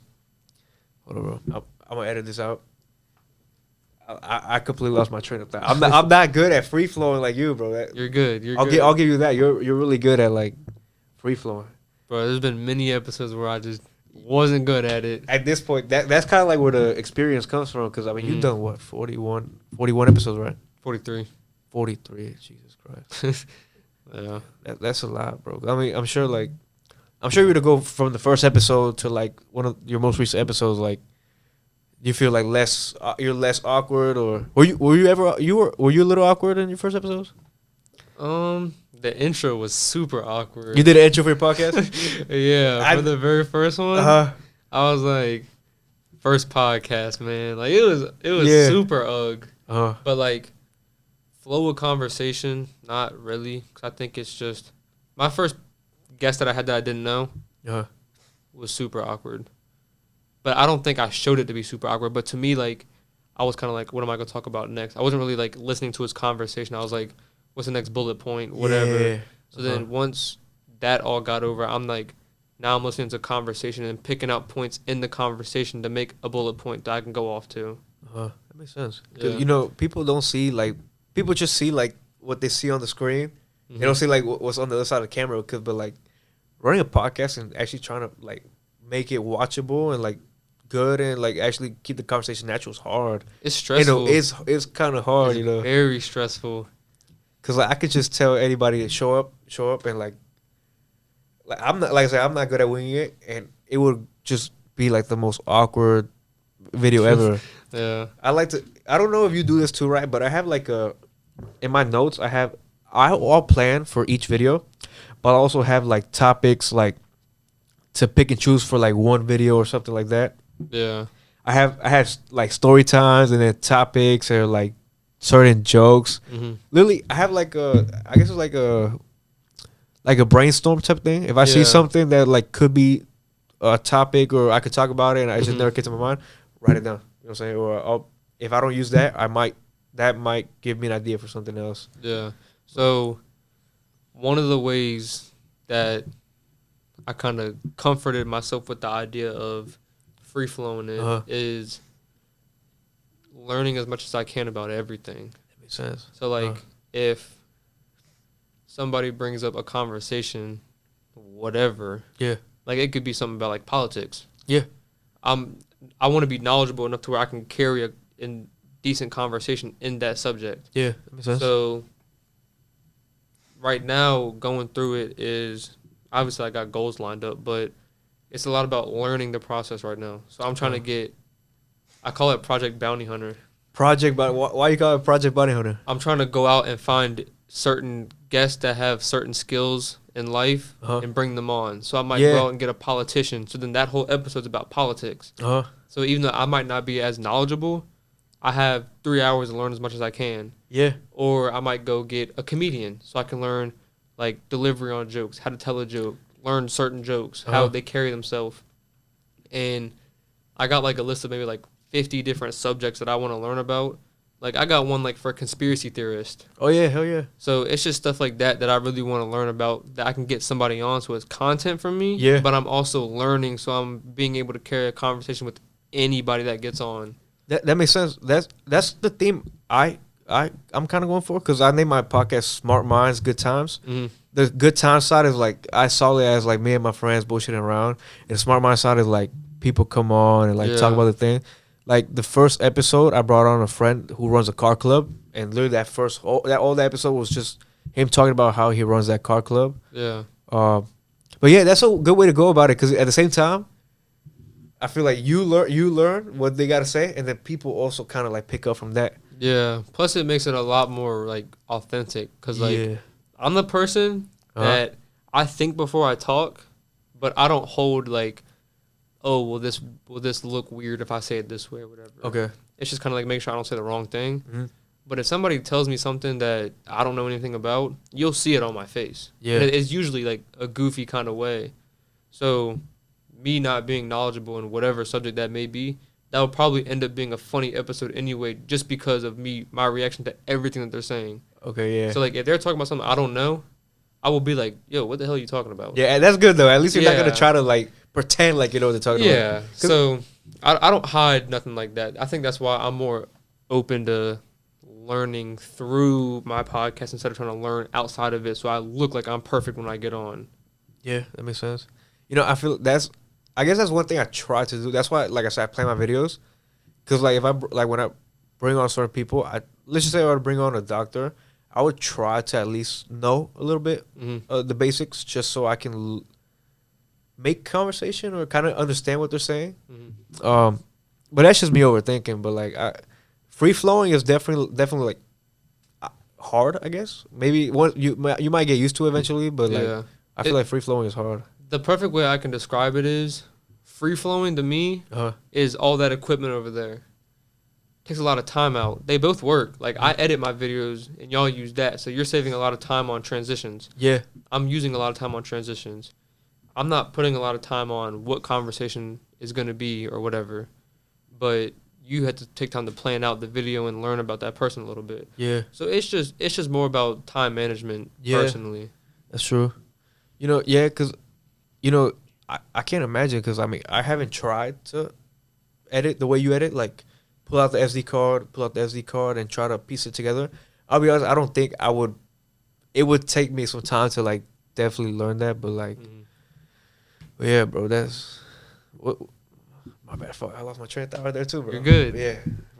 Yeah, like, so you're good at this. You're good at this. That's just because when I get in here, I don't think like I said, like I'll just go. Yeah. If it passes like, all right, this is okay to say, it's going out. So it might, like, there's been times where I'm like, this is about to go off topic, and I'll ask somebody like, we'll be talking about, for instance, like dinosaurs or something. Yeah. And then I'll ask them like, what's your favorite food?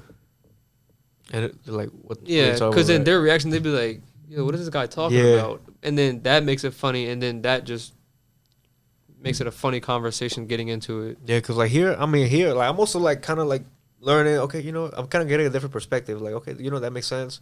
I didn't really see it that way. I mean, it's like, because like I said, people don't really know the behind the scenes of running a podcast. Like, they see like the screen, but like reality, you gotta like do the editing.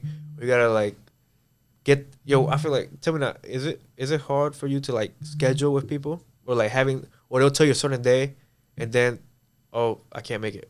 Yeah. You know, I've missed probably 20 plus people because of that. Because like I said, a lot of my people are sports, and this is the time where they're going back to college, doing their move-in days and everything. So I've lost countless recently, but I'm sitting on footage right now, so I'm just kind of posting old footage. Okay. Until I get people going in, but I'm really just prepping for October. Okay. So I'll probably get out 2 episodes a week, 2 to 3. Yeah. Simple episodes. I'm not trying to look for no big guest or anything. Yeah. And then October is gonna be like the month. The month, like where you just like go crazy. Hopefully, I'm gonna go crazy. I don't know if like the views and everything, but I mean, yeah. I mean that'll come like over time. But I mean, as long as you're, let's just say, even if you get 5 views an episode, right? For example, but if you're pushing out content like you get 1,000 views, eventually you get 1,000 views. You know what I'm saying? Because you kind of have to pretend, not pretend, but you kind of have to act as in like you have what you want to have in order for it to happen. Because if you run a podcast with 5 views a video, you act like you get 5 views, you're not gonna change. But if people start saying like, "Oh, yo, it doesn't matter that he's getting 5 views, he's doing good," then it'll be, people start picking up on that. Yeah. Cause let me bring up a topic. That's one thing. I usually with this one when you say like, "Yo, you usually like free flow," and we kind of switch subjects from there from the Barbie topic. I kind of like threw away like the questions I had and stuff. I try free flowing with you, but it's like, damn, that's a skill. I'll give you that. You're really good at that. I'll give you that. If you keep doing it, it'll come naturally. All right. So, out of the 43 you said 43 episodes you've done? Yeah. Who has been your favorite guest so far? Favorite? Yeah. Oh, easy. Eddie Knapp. Eddie Knapp. Who's Eddie Knapp? He was the old guy. That was my old high school teacher. On the video, he had, correct me wrong, he was bald. Did he have a light blue shirt on the video? Might have been. I think it was. Okay, I saw a couple of it. Like, I saw a bit of it. That was my favorite one. Because he's kind of like, he's a mix. Like, I've come to realize the people that are, I don't like calling people old. Yeah, that was my joke between me and him. But like getting like people that have been through more of life and not of this generation, they're more easy to get a conversation. Yeah. Like with the millionaire, I barely talked. He ran that episode. So when I got him on, he was kind of a combination of that time where you can hold a conversation because it's not too big into, the social media, so they kind of experience life for what it is. Yeah. But he kind of had that mindset of he knew how to connect with the younger generation because he's a teacher.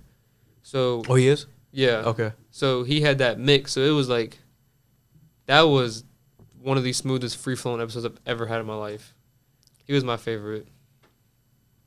It's true though, because you were saying like the one thing that you do that helps you a lot is like you try to be like knowledgeable and like as many things. Once you're old, I'm not calling him old, but no, he's old. Once you're old, you know a lot about life and different things, so it makes sense why you could carry a conversation better. Yeah, that makes sense. What's his name again? The wealth. Oh, his name's Jay. Jay. Maybe I got the wrong image of him because I skipped to like. I didn't watch a lot of the video. I skipped to one part. I think it was like during the middle where he said, "Well, y'all were talking about the prenup." You remember that?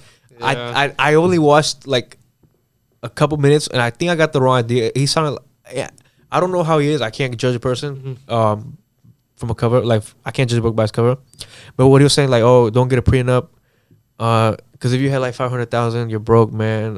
But like yeah. And then he was like, "You had to have at least 15 million." I kind of he sounded like a bit. He sounded like a bit cocky in that. Yeah. Maybe that's just me. I don't know. It was that was definitely the worst time to skip to. Really? Yeah. Because like beforehand, he was like, I think he was like, for me personally, like 500,000 is not nothing to me. Okay. So I wouldn't sign a prenup off 500,000. Yeah. But if you had like 100-something million or whatever, then you would sign it. But he was pretty much just saying like, people just get. He was talking about how people get prenups for no reason. Okay. Like they think they got all this stuff, but they really have nothing. So they're just doing it because it's kind of the trend or the wave. Okay, and it throws off the relationship, right? Yeah. So he was like, if you have something that's really worth signing a prenup, definitely get it. But if not, don't try to look cool because you're getting a prenup when you have nothing. Yeah, no, that makes sense. I think it was just the way he said it. Yeah, not probably. Yeah, Probably. Would you get a prenup? Yes. Even if it's not Yes. how he said it. Yeah. Yes. Yeah. Only because I'm friends with girls and they'll joke. They are joking. I don't know if they're joking or not, but they'll be like, "Yeah, I'm gonna get with him so I can take his money," and I'd be like, as a friend, I'm like, "Go get your bag, whatever you gotta do." Yeah. But in the back of my head, I'm like, Yo, they're so good. "Yo, you're crazy." Yeah. Like you're low key crazy. So it's kind of like being around that. It's in the back of my head. Plus, like, they didn't help me build this. Like I built this by myself, my podcast by myself. So it's kind of like you're not gonna get what was before our marriage. You're not gonna get that. Yeah. You can get what's after. I got no problem with it because you were there for me. So, but I would definitely get one.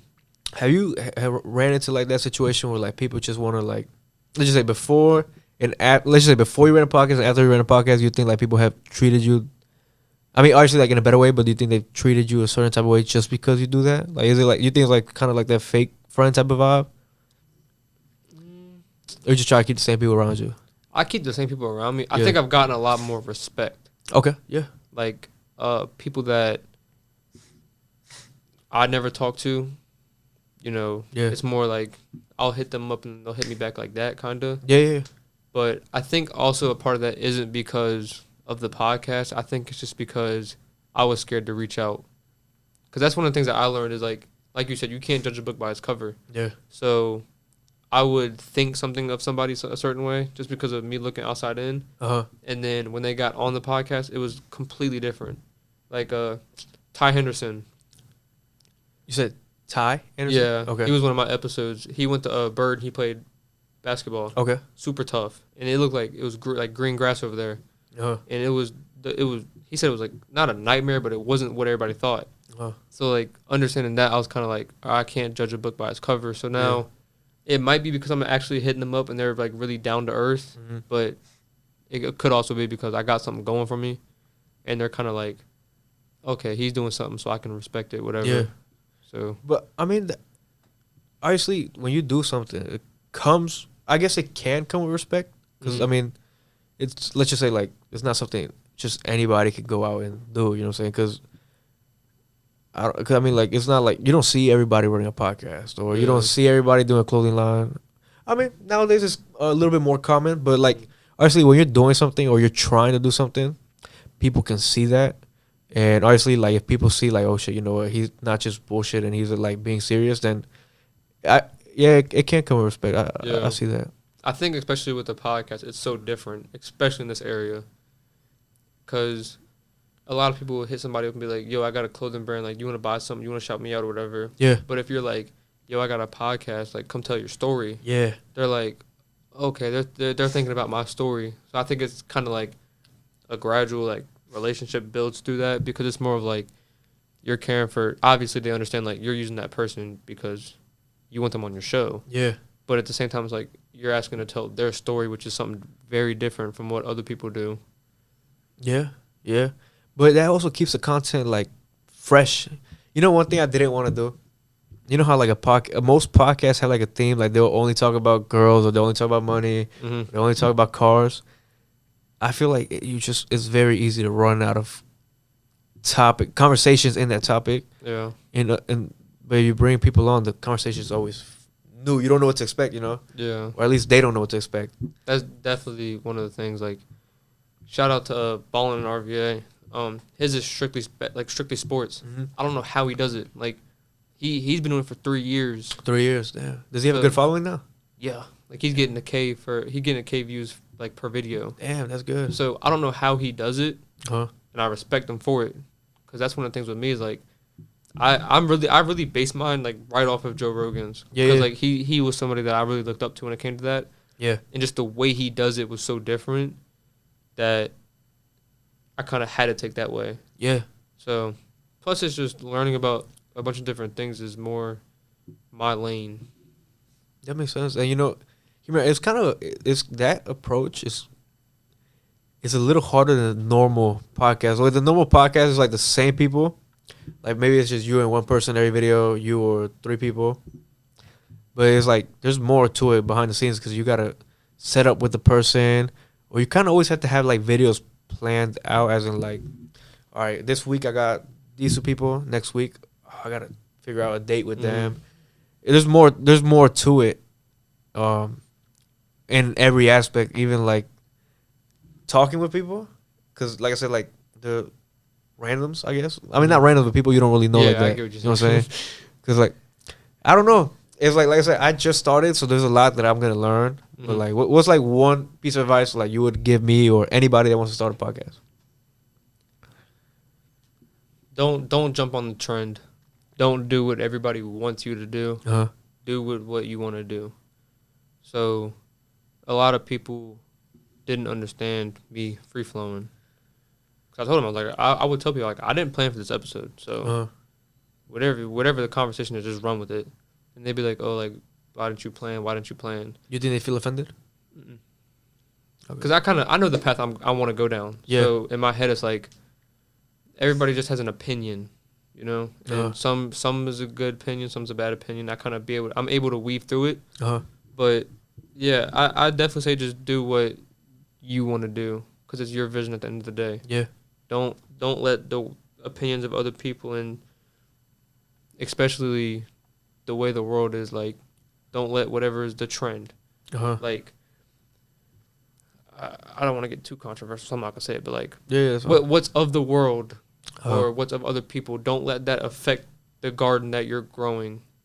It's not going to work because it's your vision. It's who you are. It's your show. Especially with you. If you want to learn how to free flow, do it. Don't worry about those bad episodes. If you want to keep planning, keep planning. Don't worry about the days where you might run out of a list, whatever. Yeah. Just do what you want to do because that's what's going to make it your show. It's going to give it your personality. Yeah, that's true. That's true. That's true. Yeah, I feel like it depends on each person. Like, you're over here, like, you're telling me, like, yeah, I just wing it. I'm over here. But, like, I don't think I could be like that. I think I would worry. You know what? Maybe I will try it for an episode, but it wouldn't be like an episode that, like, it would probably be like a homie or something. Yeah, do it with somebody close. Actually, you know, I free flowed one episode. It was with my friend. It was actually the second actual like podcast video I posted. But it helped a lot because he was actually bringing in like conversation about. And he'll bring up like a story. He'll bring up whatever. So it was like there was always something to talk about. But it's like, you know, for every video I do, I kind of stress myself out by trying to plan it. So maybe it's not a bad thing to like wing it. Yeah. But I just feel like, I guess like I'm a big overthinker, so I think I would like run out of shit to say, you know. Just take baby steps. I feel like the reason you overthink is because you want to get good content. Yeah. I don't care what the content is. You could hate that video. I enjoyed it. That's what matters? Yeah. That's all that really matters to me is as long as I enjoy it and I had a like the video, I really don't worry about the video aspect. I worry about like right now, like conversations between me and you. Yeah. Like, I can go home and it won't even be posted and I'll be like, that was a great conversation. I enjoyed that. So that's how I go off. So as long as I enjoy it in between the mics and in between the recording, that's all I care about. Forget about the camera. You know, that's a good perspective to see it. I guess there's two sides to it because that makes a lot of sense. Like just you and me forget those cameras.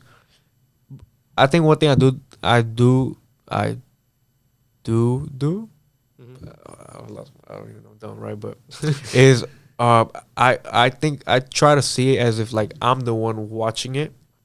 I try to like see it as if like, okay, if I'm watching a video, would I stay here and watch this? Because in reality, like you know, some people may not know me and they like, oh, I see this random person. Would I really be there and watch it? I try to like kind of get like another person's perspective. Well, get my perspective on the other side of the screen. So maybe that's why I plan them to like try to like plan it as like maybe this is something I would watch. You know? Yeah, if that makes sense. No, I get what you're saying. Look at it as the people that are gonna watch it is the guest audience. Yeah. So like the people that are gonna watch it will probably be like my family, my friends, that type of stuff. Yeah. So I already know that I'm not gonna get, other than like your loyal fans. Yeah. You're not gonna get the same person to watch every episode. They're gonna watch what's accustomed to you. Like with Joe Rogan, I will scroll through and go to like episode 700 to find somebody that I want to learn about that time, and I'll skip a bunch of episodes that could be great. but it's just not what I'm trying to watch at that moment. So if you do that, it takes a lot of stress off because you're just trying to please that person's audience. So right now, you're trying to please my audience. Yeah. Because that's what I'm going to bring to you. That's the traffic that's going into your thing. Yeah. So that's how I do it. So if I get somebody that is a basketball player, yeah, I'm free-flowing basketball. But then again, I'm trying to bring their personality out because that's their audience. Oh, yeah, that makes sense. That's how I think about it. No, that's actually a good way to go about it.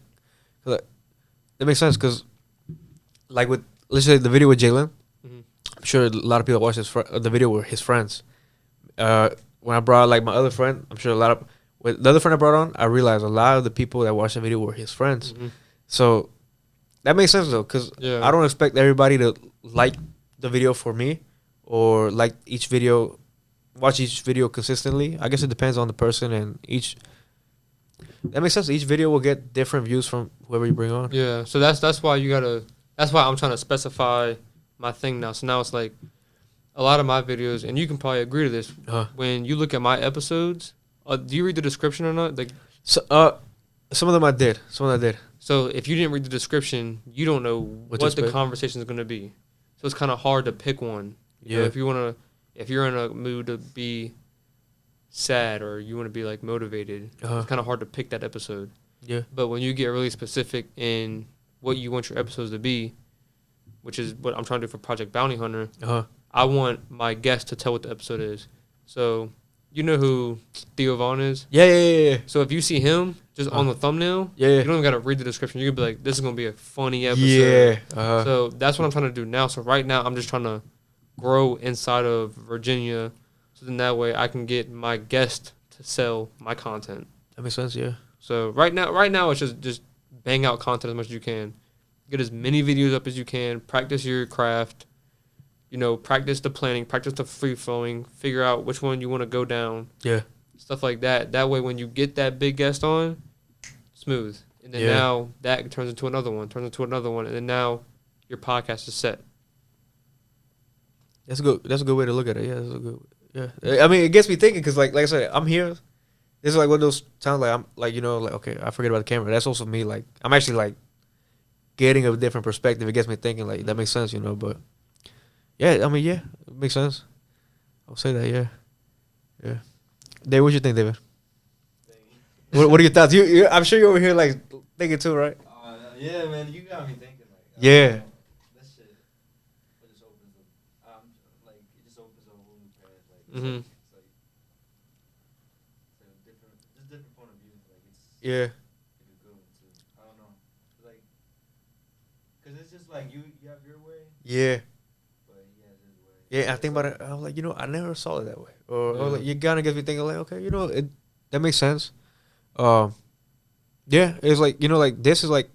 Yeah, we're kind of just saying like it just makes sense, but we're not really clarifying. But you know what we mean. Like, yeah, you know, it gets you like, because I've had those moments where you can't really like put words to it, but it's clicking up here. Like, yeah. Now it's just trying to actually put it into practice. I get what that's how that interview with that millionaire was. People asked me, yo, how good was it? And I was like, bro, like. It was life changing. They're like, how? And I was like, I can't even explain it. You just got to watch it. So I definitely, yeah.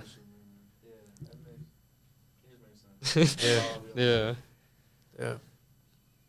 We had 30 right now. Hour 30? 35. Is there something you want to talk about? Or I could pull a topic up, but like,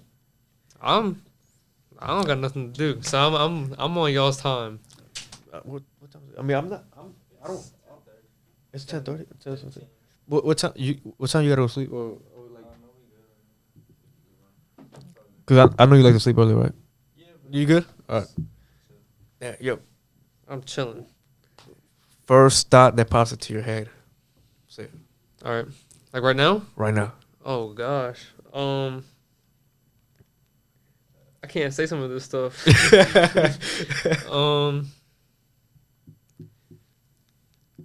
You believe in aliens? Yes, I feel like the universe is way too big for us to be the only life. I feel like that's the most logical way to look at it. And now that the government basically confirmed that there is like other life, then I 100% think there is aliens. Does it scare you that there's aliens out there? No, I don't. Nah, I feel like that's like it's just another way of life. You know what I'm saying? Yeah. Because life is really anything. Because if you think about it, like life is, we don't life. Because reality, if you think about it, right? What really are we? You know what I'm saying? Mm-hmm. Every if you really think about it, like what really are we? You're like, yo, bro. I don't even know how to answer that question. I don't. Yo, there's times where like I'll sit, like I don't know. I'll be like completely like losing my. I don't know. I'll be in my mind. I'm like, yo, what really are we? Because you think about it, we don't know what the fuck is going on in the universe. Some black hole or something could happen and we'll just be gone in the span of an eye. Mm-hmm.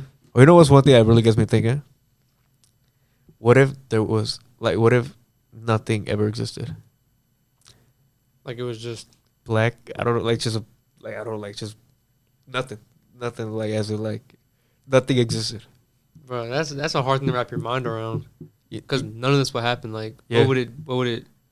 Because think about it. Like before you were born, it was just blank. Yeah. But you don't remember it. So I don't know if it goes by slow. I don't know if it goes by super fast. I don't know. I don't think time is a thing in that. When it happens to that, like you can't really, like time is not like a factor at all. So it's just kind of like, you're there. You're all right. Do you believe in life after death? Yeah, I'm Christian, so yeah, I believe in heaven. Okay. So, if I'm going on that route, I guess what we are is the creation of God, which is your spirit, is your own person. Yeah. You know, there's a college course, right? I'm not sure what it's called. I'm not sure if it's critical thinking or like, but it's like all these like type of questions that like are unanswerable. Mm-hmm. There's a whole course on that. It's like what are we or stuff like that. I mean, I don't think it's like a career path, but it's definitely something like that would be interesting to do. But can you really like believe that stuff? Because like there's no defined answer to what we are. Yeah, no, there's not. I think it's all belief.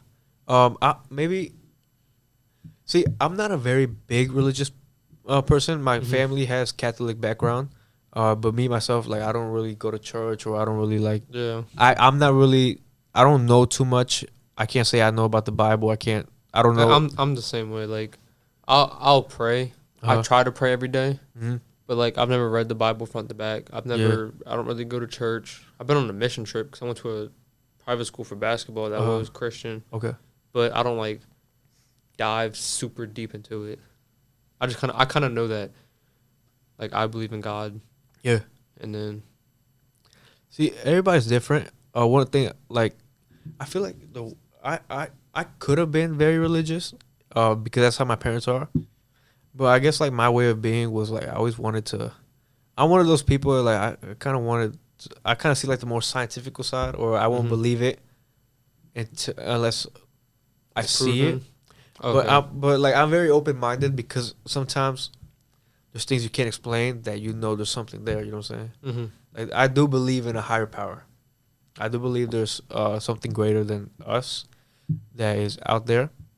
Like I'm not exactly too religious. So I can't say it's God I believe in, but I definitely do believe there's something out there that one thing I strongly believe in, and this is my opinion, it's a belief. I 100% think karma is a real thing. Like there will be times where I'll do something good for somebody, it'll come back to me, or I'll do something bad, it'll come back to me in one way or another. And when that good thing happens, I'll be able to relate to like that one time I did this. I'm like, yo, it'll automatically click in. Like, yo, this happened because of that. I don't know. Like, how do you think karma's real? Like, personal experience, or do you not really put too much thought into it? I mean, I believe in karma, but I also just try to make the best move. Yeah, the best move out of a scenario. But like how you're able to connect one thing from one thing, I don't do that. I'm just my mind's going 1,000 miles per hour. I feel that. Because I got a lot on my plate. So it's kind of like I'll do something good just because it's a good thing to do. Yeah. And then I'll get something good, but I don't be like, oh, that's karma. I'll just be like, that's just I needed that. That makes sense, yeah. So, you know one thing I do?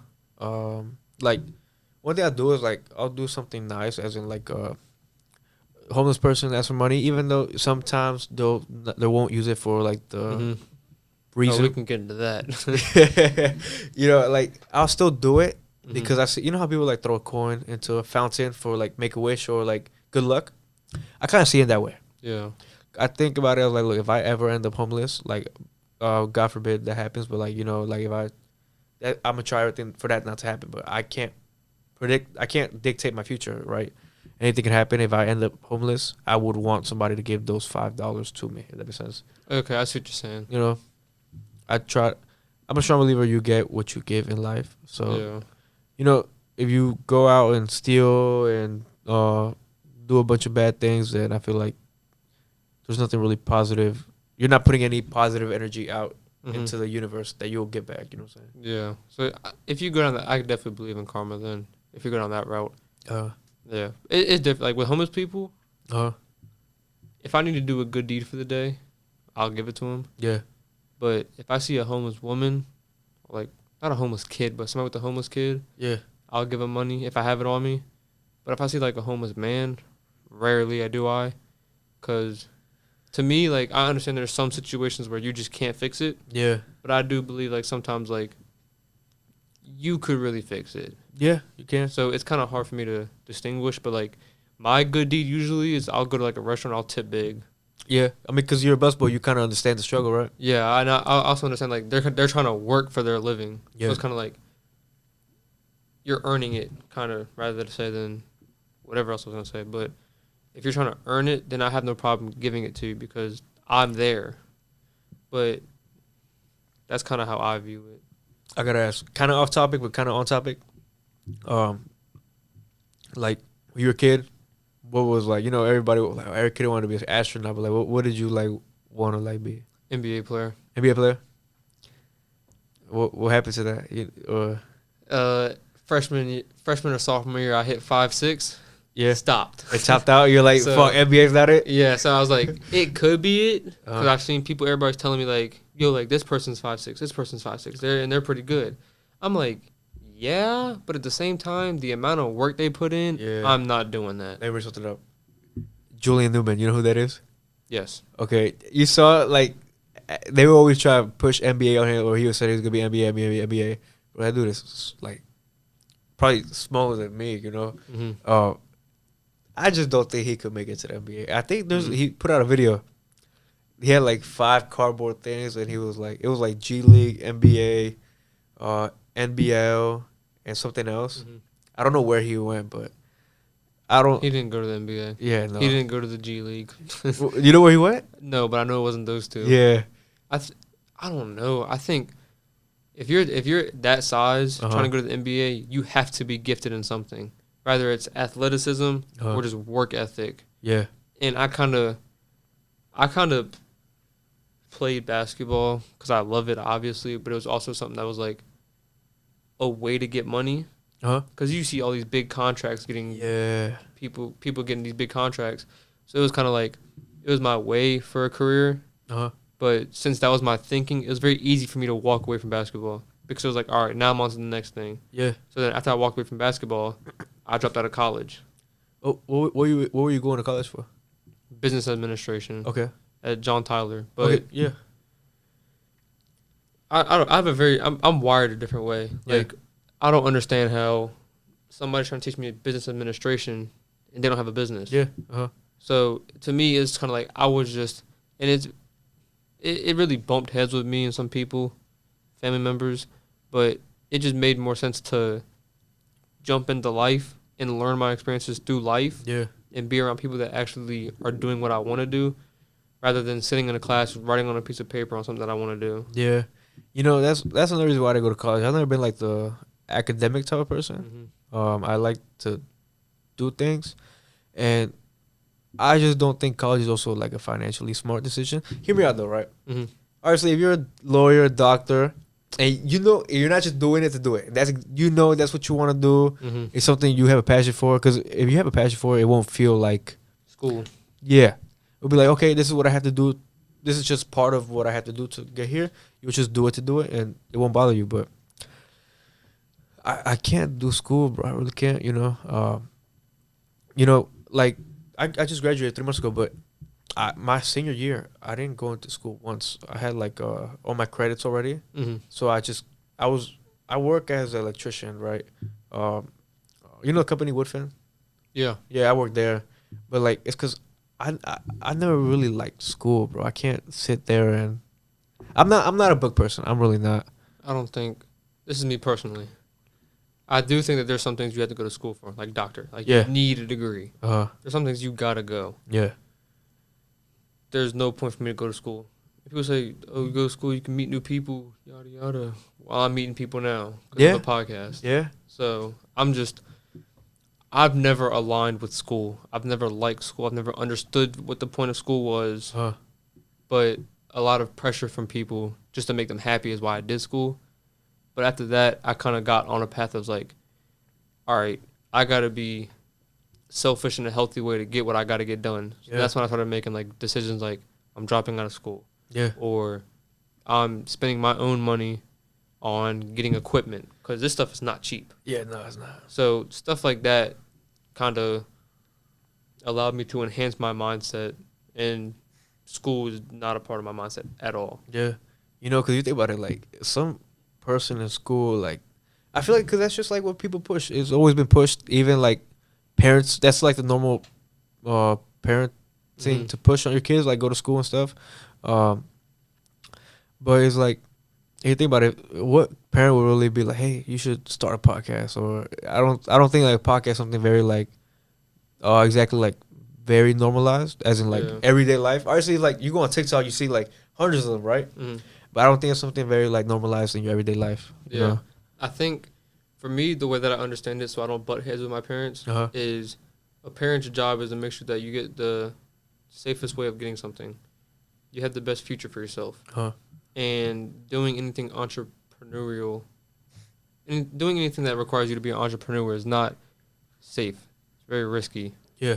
So they try to steer you away from that route because it's not the normal thing to do. Rather than just getting a career job, making 6 figures on a good end is the safe way of going about it. So I kind of look at it as they're trying to make you do the safest thing possible, which allows me to see their point of view so I can agree with them. But at the end of the day, we're going to butt heads because I'm firm in what I believe in. They're firm in what they believe in. It clashes.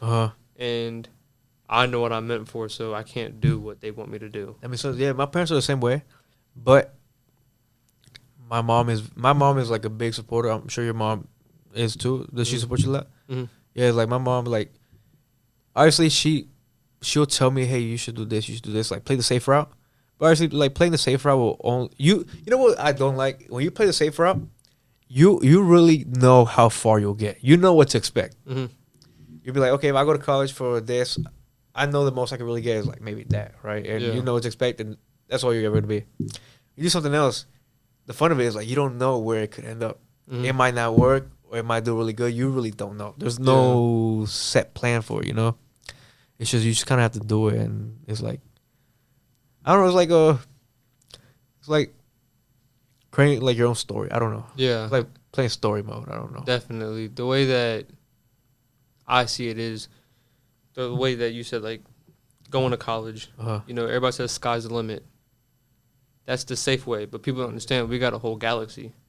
So taking the route of being an entrepreneur or taking the route of being like a podcast host or whatever, you're able to reach the galaxy. You might not, but even if you don't reach that, you're going to be at the sky, which is the limit that they set on you. I like that saying. It's like if you aim for the moon, you probably won't make it to the moon, but you'll reach the clouds. So you'll reach for the stars. When I make it to the stars, we make it to the moon. I like that saying. Yeah, so it's definitely a cap that they give you, but the route that we're trying to go down, there's no cap. But then again, there's no reassurance. It solely depends on your hard work and catching that one break. Yeah. And there was you say you're an overthinker, right? Yeah, big overthinker. With this, I overthink when it comes to the business side of it. Okay, yeah. When it comes to the conversation, I don't overthink at all.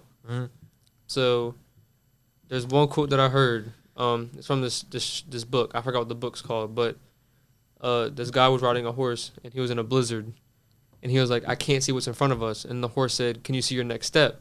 He was like, yeah. He was like, just take that next step. And the way that I see it as, if you take one step, you see your next step. Take that one, you see your next step. And then slowly over time, you get through that storm. Yeah. So that's how I look at it as, I'm just taking one step at a time, the right step, instead of trying to see the bigger picture. Obviously, the bigger picture is, for me personally, is to live off of this. Yeah.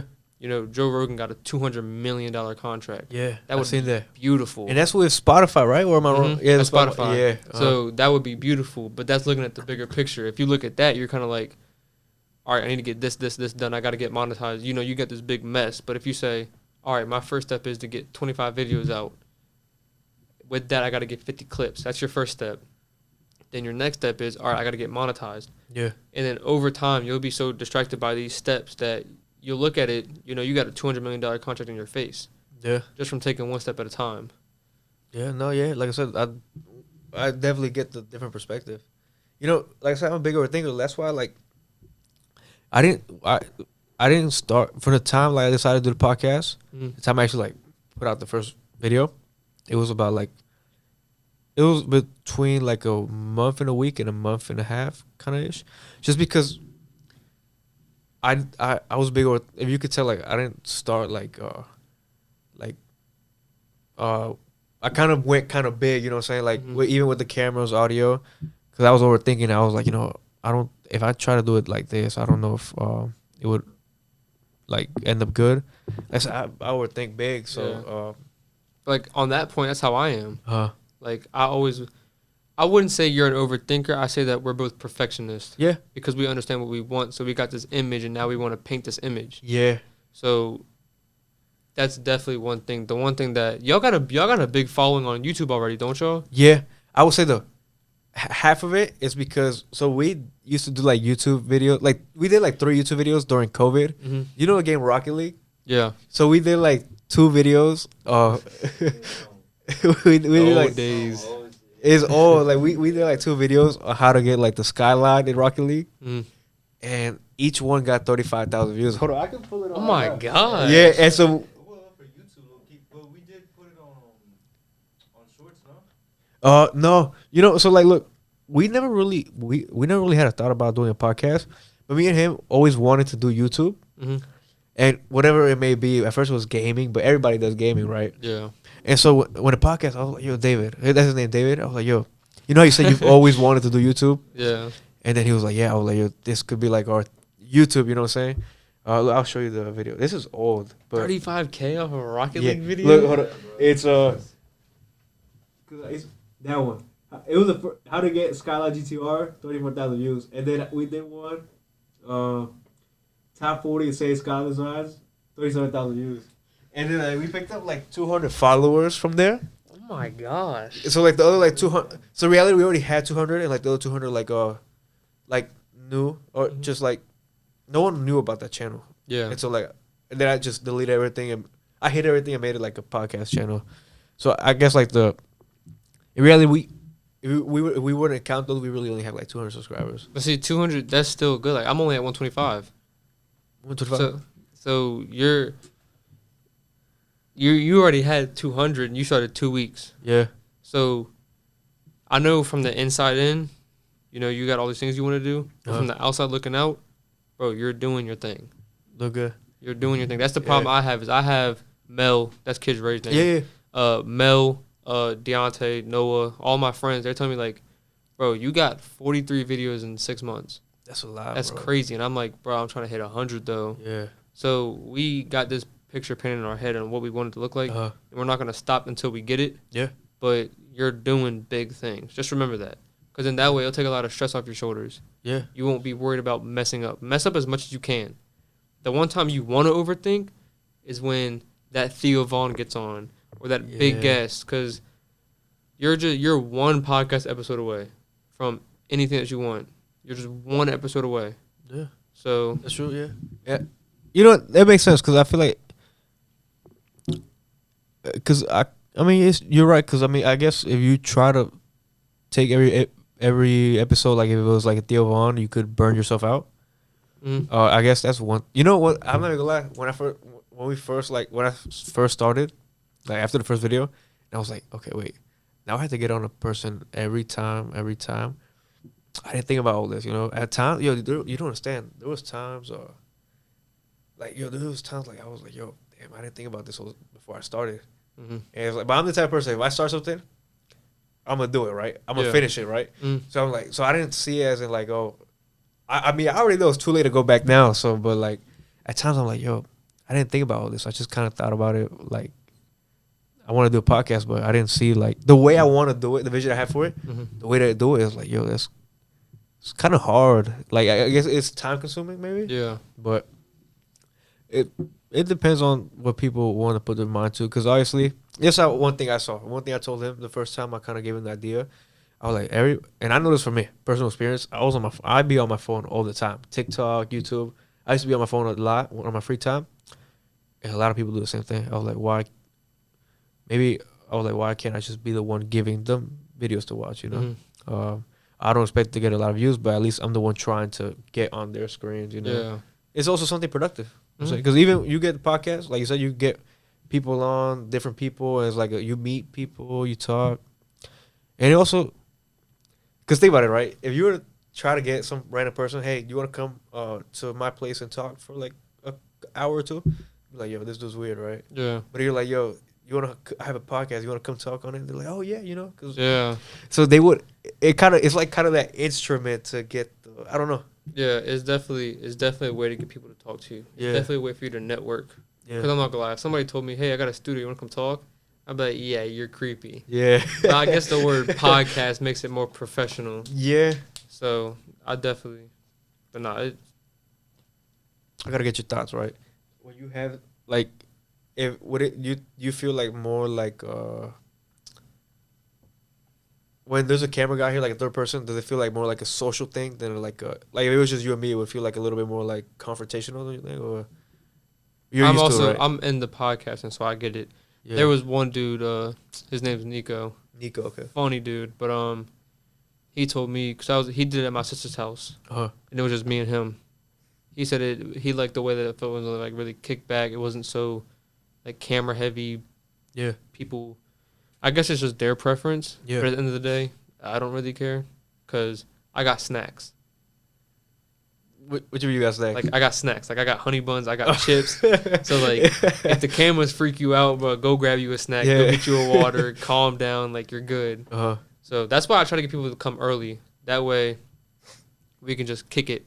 Yeah, this is the first time somebody comes in, like, because, obviously he was a little bit late. Mm-hmm. Usually, like, we'll be here before the person comes. And, like, we kind of, like, I kind of run them through, like kind of what to expect, and then we go for it. That was the first time, like, you came here, and, like, we talked for a bit. But, like, yeah, it's good, though. Yeah, that makes sense. It breaks that awkward barrier. Yeah. So, that's one of the things that I just did, honestly. I spent like $150 on snacks. Who does that? That's grocery shopping. Hey, that's good for your people, though. I'm not gonna lie. I almost ate all of them. But, like, being able to, like, break that first awkward, like, meet up, whatever. Yeah. To where, you're having snacks. You're watching funny videos on the TV. You're just getting to know each other. And then you roll. That's why I want a cameraman. Because if I could, be talking or whatever, and then he just randomly starts it, then it's kind of like, you don't know. And then you'll go back and touch up the edit. Yeah. But it just makes it more free-flowing. It makes it more natural. And I just try to go for a most comfortable setting. Yeah. That's why I bought snacks. Yeah, and I mean, it's like, even if they don't want it, just the fact that you could have something to offer is good. Yeah. I mean, like, you see, like, I left your water bottle. Because, I figured, like, like. It helped. Yeah, I don't know. Like, it's like, I actually care. When people come here, I try to make them feel important. Yeah. Maybe that's not the right word, but I try. It shows that you put thought into it. Yeah, that's what I mean. Like, I mean, it's not like just come in, chairs not even there. Oh yeah, go get your chairs over there. I try to, like, show them, like, there's some thought behind it. Yeah, they're not just a guest or a person. Yeah. I mean, it definitely works. Like, this is my first time ever being on a podcast. Does it feel? Well, I gotta ask though, does it feel weird? Like, bro, I've been waiting for this for so long. Yeah. Doing, like, hosting so many episodes finally being a guest, bro, it feels amazing. It's like, is it gonna be like a different experience? Like, so you're gonna be able to go back and watch it, and it's something you didn't edit, so it'll feel like new to you. Yes, bro. Yeah, Like, I'm actually gonna go back and watch this one when it drops. Like, I'm excited for it. I think. I got a question for you. When you post on YouTube, how long does it take for your videos to upload? Does it take forever? Like, you have to do it like overnight? Bro, so it takes me hours to edit. Uh-huh. So when I'm editing, like, I post my videos like almost at midnight. Yeah. And then I'll just post the clips the next morning. So I'll advertise it that day. But I'll probably finish editing around 9, 10 o'clock. I'll upload it to YouTube. So it probably takes about an hour to 2 hours to render or upload. Really? Yeah. So my Wi-Fi is just ass. Yo, you know. I got a real nice computer, though. Oh, you know what? I never thought about that. I have a real nice computer. That makes sense. I don't think my Wi-Fi is ass, but I upload my videos from a laptop. Yeah, so that might be what it is. That makes sense. So it does that, and then it'll take 2 hours to take it from whatever it is to HD. Yeah. So what I do is I'll put it into YouTube, right? So when it's taking the hour and a half to 2 hours to upload, I'll watch a movie or I'll watch a podcast, whatever. Yeah. So then when I see how much time it's going to take for the HD to upload, then I'll set a timer on my phone. So I'll go to sleep, and I'll wake up at like 2 o'clock, and then I'll post it, and then I'll go back to sleep. That way it's out of the way. So it takes about 4 hours for the whole thing to upload. You know, that's the one thing that I guess I kind of did good at time managing, like my editing. I don't take too long to edit, but yo, I didn't click into my head until I realized maybe it could have been because of my laptop. But a 1 hour video will take the one with Jalen, bro. I swear, you know how long it took me for that video to like upload on YouTube, like the rendering and stuff. It took, bro, like. So this is what happened, right? I left that video to upload around like 10 o'clock the night before, and then I woke up for work around like 7, and I go and check on it. My Wi-Fi, you know how like one little interruption will throw off like the uploading? Yeah. So my Wi-Fi switched to like Xfinity Wi-Fi during the night. It was at 96%. I had to restart the whole thing. Oh, I would have been teed. I was supposed to drop it like at 12, right? 12 in the afternoon. And so what I did is at 7:45, I started the whole upload process again. That video didn't upload until like 10:30. But I feel like that's probably because it's on a laptop, right? Well, mine's a laptop, but it's got like the storage of a PC. Okay. Because I don't know why, honestly. Because I was supposed to stream like 2 years ago. Yeah. But I just got that anyway. So it might be because of the Wi-Fi. It's possible. I think it might be both because Mel has an old what is it, MacBook? Yeah. Takes forever to render, and he's posting like 3-minute videos, heavy editing, but they're taking the same amount of time for a podcast to upload. Yeah, that's not. I don't think it's supposed to be that way. So I think it just depends on your computer and your Wi-Fi for sure. That's true. But mine takes forever. How big do your like when your videos come out? Like let's just say like most of your podcasts are like around 2 hours long, right? Mm-hmm. How big is the file size? Like 10 gigabytes or what? Bigger? I think it is bigger. Right, yeah, because 2 hours. Yeah, I think it's like 25. Damn. But my thing it has a lot of storage. Like it has an OD amount of storage. Like too much, honestly. Okay. Like I got my computer 2 years ago when I turned 18. Yeah. And it just now told me I was running out of storage. Oh shit! And you just have it on there. Like I never deleted anything until the podcast. Yeah. So it definitely has a lot of storage. You know, I had to go get an external drive anyway. So. Yeah, I feel that. Yeah. You know. You see that camera board there? The external drive plugs in directly to that camera board. Mm-hmm. So the footage just feeds into the external drive. So I never really have that footage sitting on my computer. It's always on the external drive. Yeah. So what I'll do is I'll just clear out like that. I have like a SD card. So I'll clear out what's in that drive to the SD card.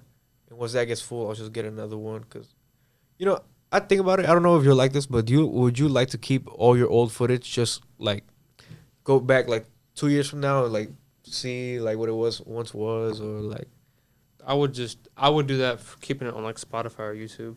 Okay. Because YouTube has the ugly videos. Yeah. Episode 1. Like, my outfit was ridiculous. And the first one? Wait, hold on. I may be wrong. Were you wearing like a red and white beanie? Or like a Santa? I was wearing a red and white beanie because my friend made it, so I was, promoting his stuff. I was wearing a black shirt. The shirt was kind of tough. Made my arms look big. And I was wearing polar bear pajamas with Nike, with the sweatpants tucked into the socks, my Nike socks. Bro, what? And I had New Balances on. The fit was outrageous, but it went together. Like, it was low-key kind of hard. But, like, stuff like that, like, I got to keep, because I got to see it. Like, I went back and watched my first episode a couple of days ago. Yeah.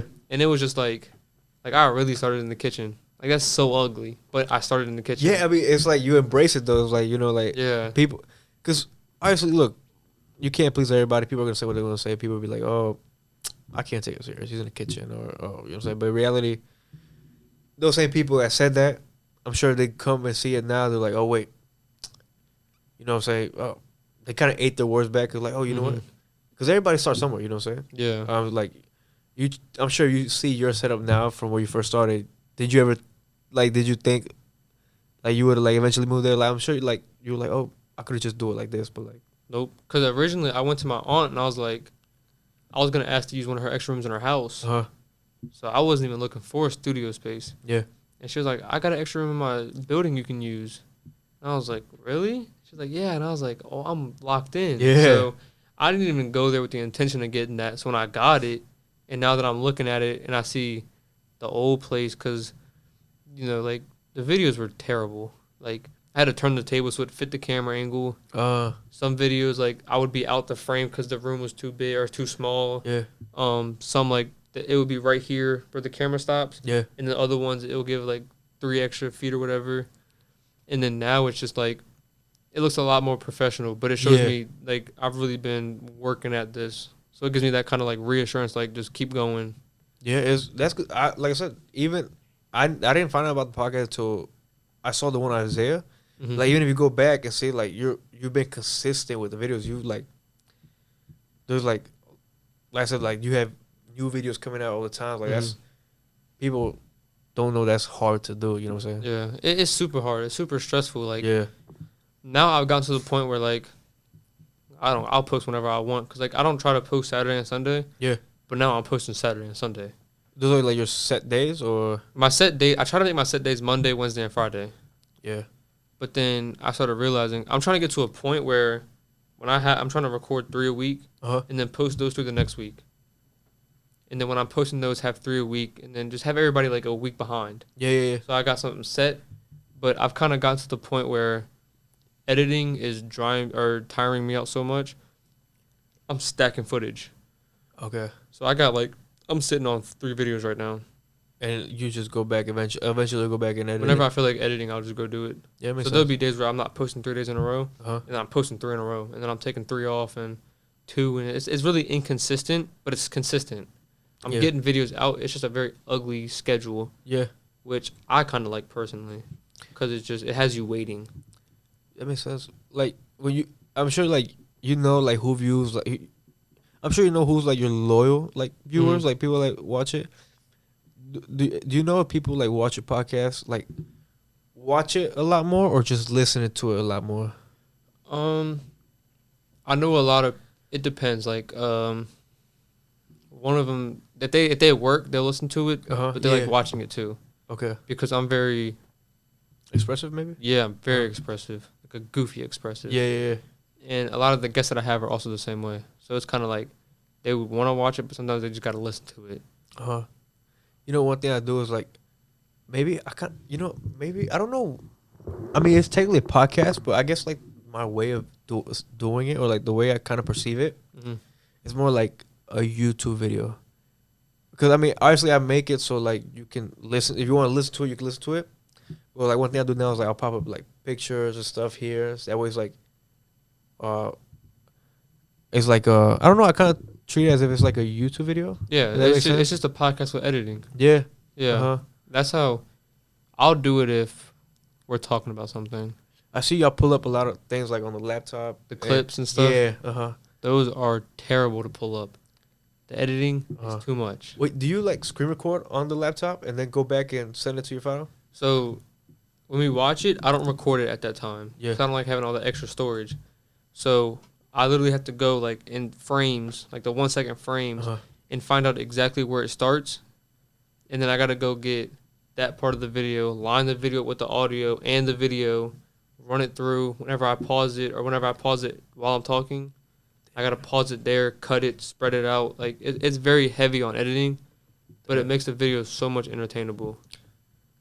Yeah, you know, usually if I wanted to do something like that, there's a way you could connect like that laptop to that camera board, and then you know how he's switching between 1 and 2 on cameras. Yeah. The laptop will have its own button, so you could pop up on the laptop and you want to go edit.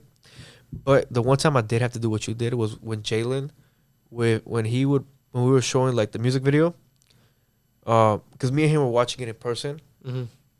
I tried screen recording it, so that way I could just go back and pop it up whenever we talked about it. I don't know what happened, but the whole thing froze. There was audio, but it was like not. It was just staying on the same screen. So that's when I was like, "Fuck." Yeah. That's when I went and had to like piece it out each time. I listened to the audio like I had to find like the part where that audio was and try to make it work. It's heavy. Yeah. And with Ball Out visuals, we were on his Instagram page the whole time. So we're looking at pictures, videos, you know, documentaries, like all that stuff of his work.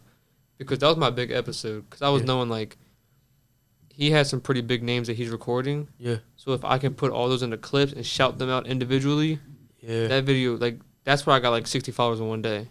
Because like those people you shouted out, they'll repost it, right? They'll repost their clip and be like, oh, shout the Ball Out, whatever. So it was kind of like this giant like steam train of just content that was mine, just getting reposted.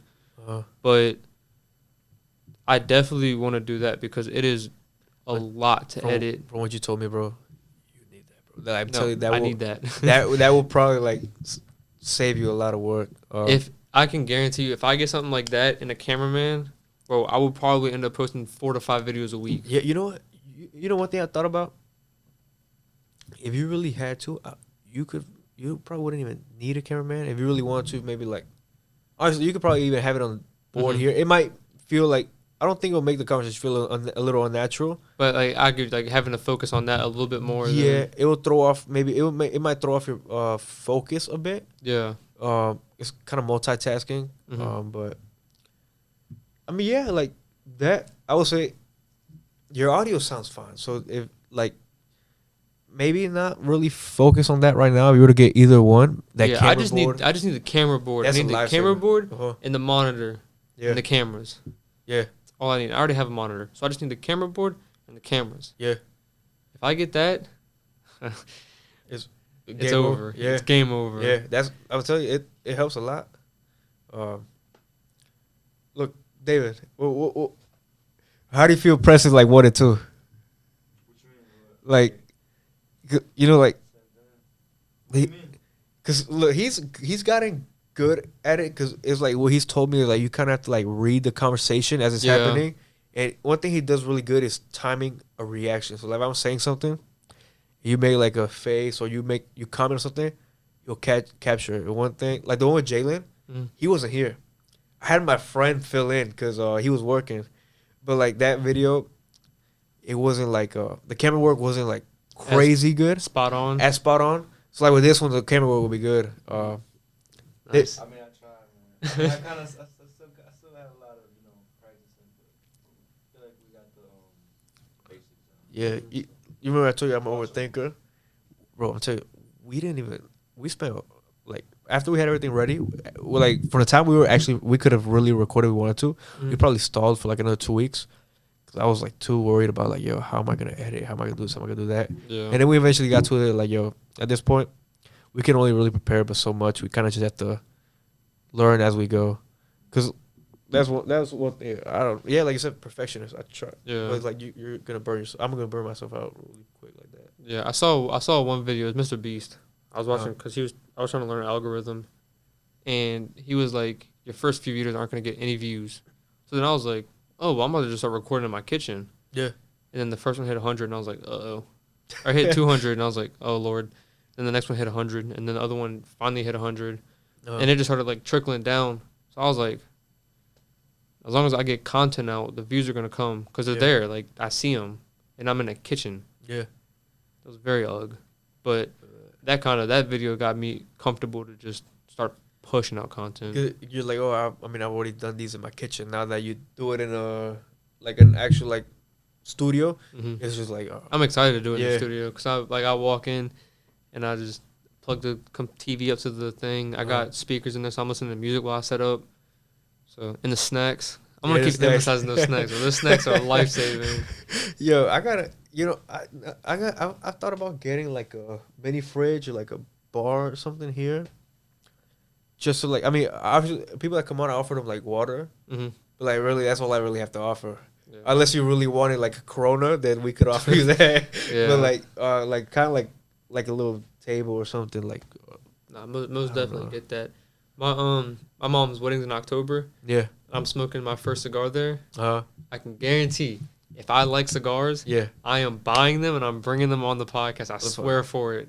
It'll be like each like video you have a cigar. If it like for like videos that like they'll just be there. So somebody's like, oh, like you want to smoke a cigar? I'm like, bro, let's get it. Like, I know one person for a fact it's gonna happen if I like them, but like just having stuff like that, like it just makes it more of like a I try to move away from interview based. Yeah. That was one thing I hated. Like, you know who Patrick Bet-David is? Yeah. I like watching Patrick Bet-David. So he's great at interviewing people. Yeah. Like he's top tier. And then Joe Rogan's great at just having conversation. Yeah. So I try to have a mix between them two to where I can do interviews and I can do conversation. Yeah. And I'm trying to get that mix to where it's like, it's an interview. You can't tell if it's an interview or a conversation, but you're getting the vibe of both. Yeah. So I feel like the way that I am now, I'm very like getting on the path of conversation, but I'm very interview. But I feel like, having like the snacks, having the drinks, having the cigars, having the music, whatever it may be, it would kind of help transition like that into one big mashup. Yeah, that way it doesn't feel like like that feeling where you go in for a job interview and you're sweating and you're shaking. Yeah, that makes sense. Yeah, it keeps like a calmer vibe. Like, like just advice. Like, what do you think would like when you walk in here, what do you think would make it better? Like as in like the vibe or anything, like any tips, like you think like, hey, maybe you can do this or maybe you can do that. Snacks. Bro, I'm telling you, snacks are the key. People love to eat. That's true. Yeah. Like I'll walk in and I can see them like start eyeing the snacks because they don't know if it's for them or not. Yeah. I'm like, bro, you can have some snacks. Yeah. And they will go and tear the snacks up. Hey David, bro, that's next video we do. We're gonna have snacks here, bro. Yeah. Bro, snacks make people so happy because when they eat like good food, they're so comfortable and they're just so happy and they're just high off life because they just had a snack like a honey bun. Like if I get a honey bun, I'm talking for hours. I feel that. Like me and Mel took a 10-minute intermission in between part 1 and part 2.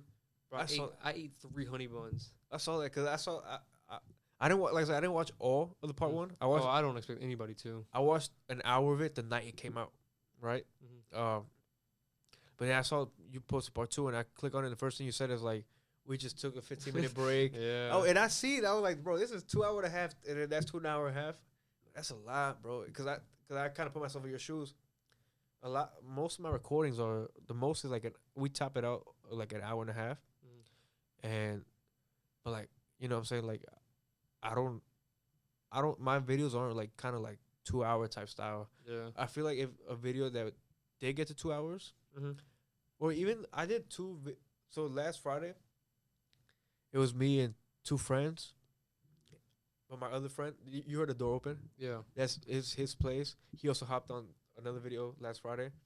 So we did an hour and a half recording, and then they were like, yo, let's get some beers and we'll do another one. I was like, cool, right? So we did another hour and a half recording too. And even with an hour and a half video, sometimes I get like tempted to piece it out into 2 45-minute videos, but I'm not sure. Leave it as one. How long is this video? 220? Yeah. Jesus Christ. You don't know why we're at 220? Because you free floated it. Yeah. If you have it planned, you have a set structure. When you have free flowing, the conversation can go anywhere. And if you got somebody that can just talk like me, bro, you will lose track of time. Yeah. I did not think we were at 220. Yeah, yo, David, tell me that. I didn't even think This is the first one we do that's like that. You know what I'm saying? Yeah, yeah. This was like, I don't know, the most natural, to be honest. Yeah, That's yeah, what I'm yeah. saying. So Yeah. if you get comfortable with that, bro, the content will be a lot longer. But at the same time, you can end it whenever you want because that's when the conversation's over. That's what I'm saying. You don't have to run off free flowing. Yeah. Have it in your bag. If somebody can match your energy like I can, Yeah. throw the script away. Keep your questions. Like Uh-huh. I do some of mine. I'll have like a speed question at the end because some people might be funny. So I'll throw questions that like Yeah. they'll freak out, and start saying some random stuff, and like it'll just be hilarious. Uh-huh. But then I'll ask some deep questions that I had. So that's why I'm free flowing, but I got planned in the back of my mind. So you can have planned, but have free flow in the back of your mind, Yeah. and you'll get 2 hours and 20 minutes easy. I did not think we were at 220. 220 is ridiculous. Yeah. Jesus I Christ. didn't even realize it. I thought it was like 150 when I last saw it. See, sometimes I feel bad for even when we do like hour and a half. I be trying to like sometimes in the middle of the video I'll be like, yo, David, are you good? You need a break? Because I feel like maybe just me, but I feel like my fingers will get tired pressing 1 and 2, 1 and 2. Yeah, what time is it? I think we'll probably have to cut it there just Oh, because that's cool. you know we work tomorrow, so Yeah. you work tomorrow too. That's fine. That's fine. I mean, he's probably had the longest day here. Nah, I appreciate you, David. Yeah, I'll tell you this one was different just because like if you were to watch, if you go back and watch this one and you go back and watch like another video, you'll definitely see like a little difference because this is the longest recording we've done. Mm-hmm. The longest other recording we've done before this one is 1.5 hours, but Let's go. Almost doubled it. all right, guys, I think that's where we're gonna cut it. Thank you so much, Zach, for coming on. I tell you, it means a lot. I'll tell you, I actually learned a lot, bro. I actually learned a lot. I appreciate y'all getting me on, bro. It's like I said, it's my first podcast, me being a podcast guest, so definitely appreciate it. Oh yeah, bro. So we're good.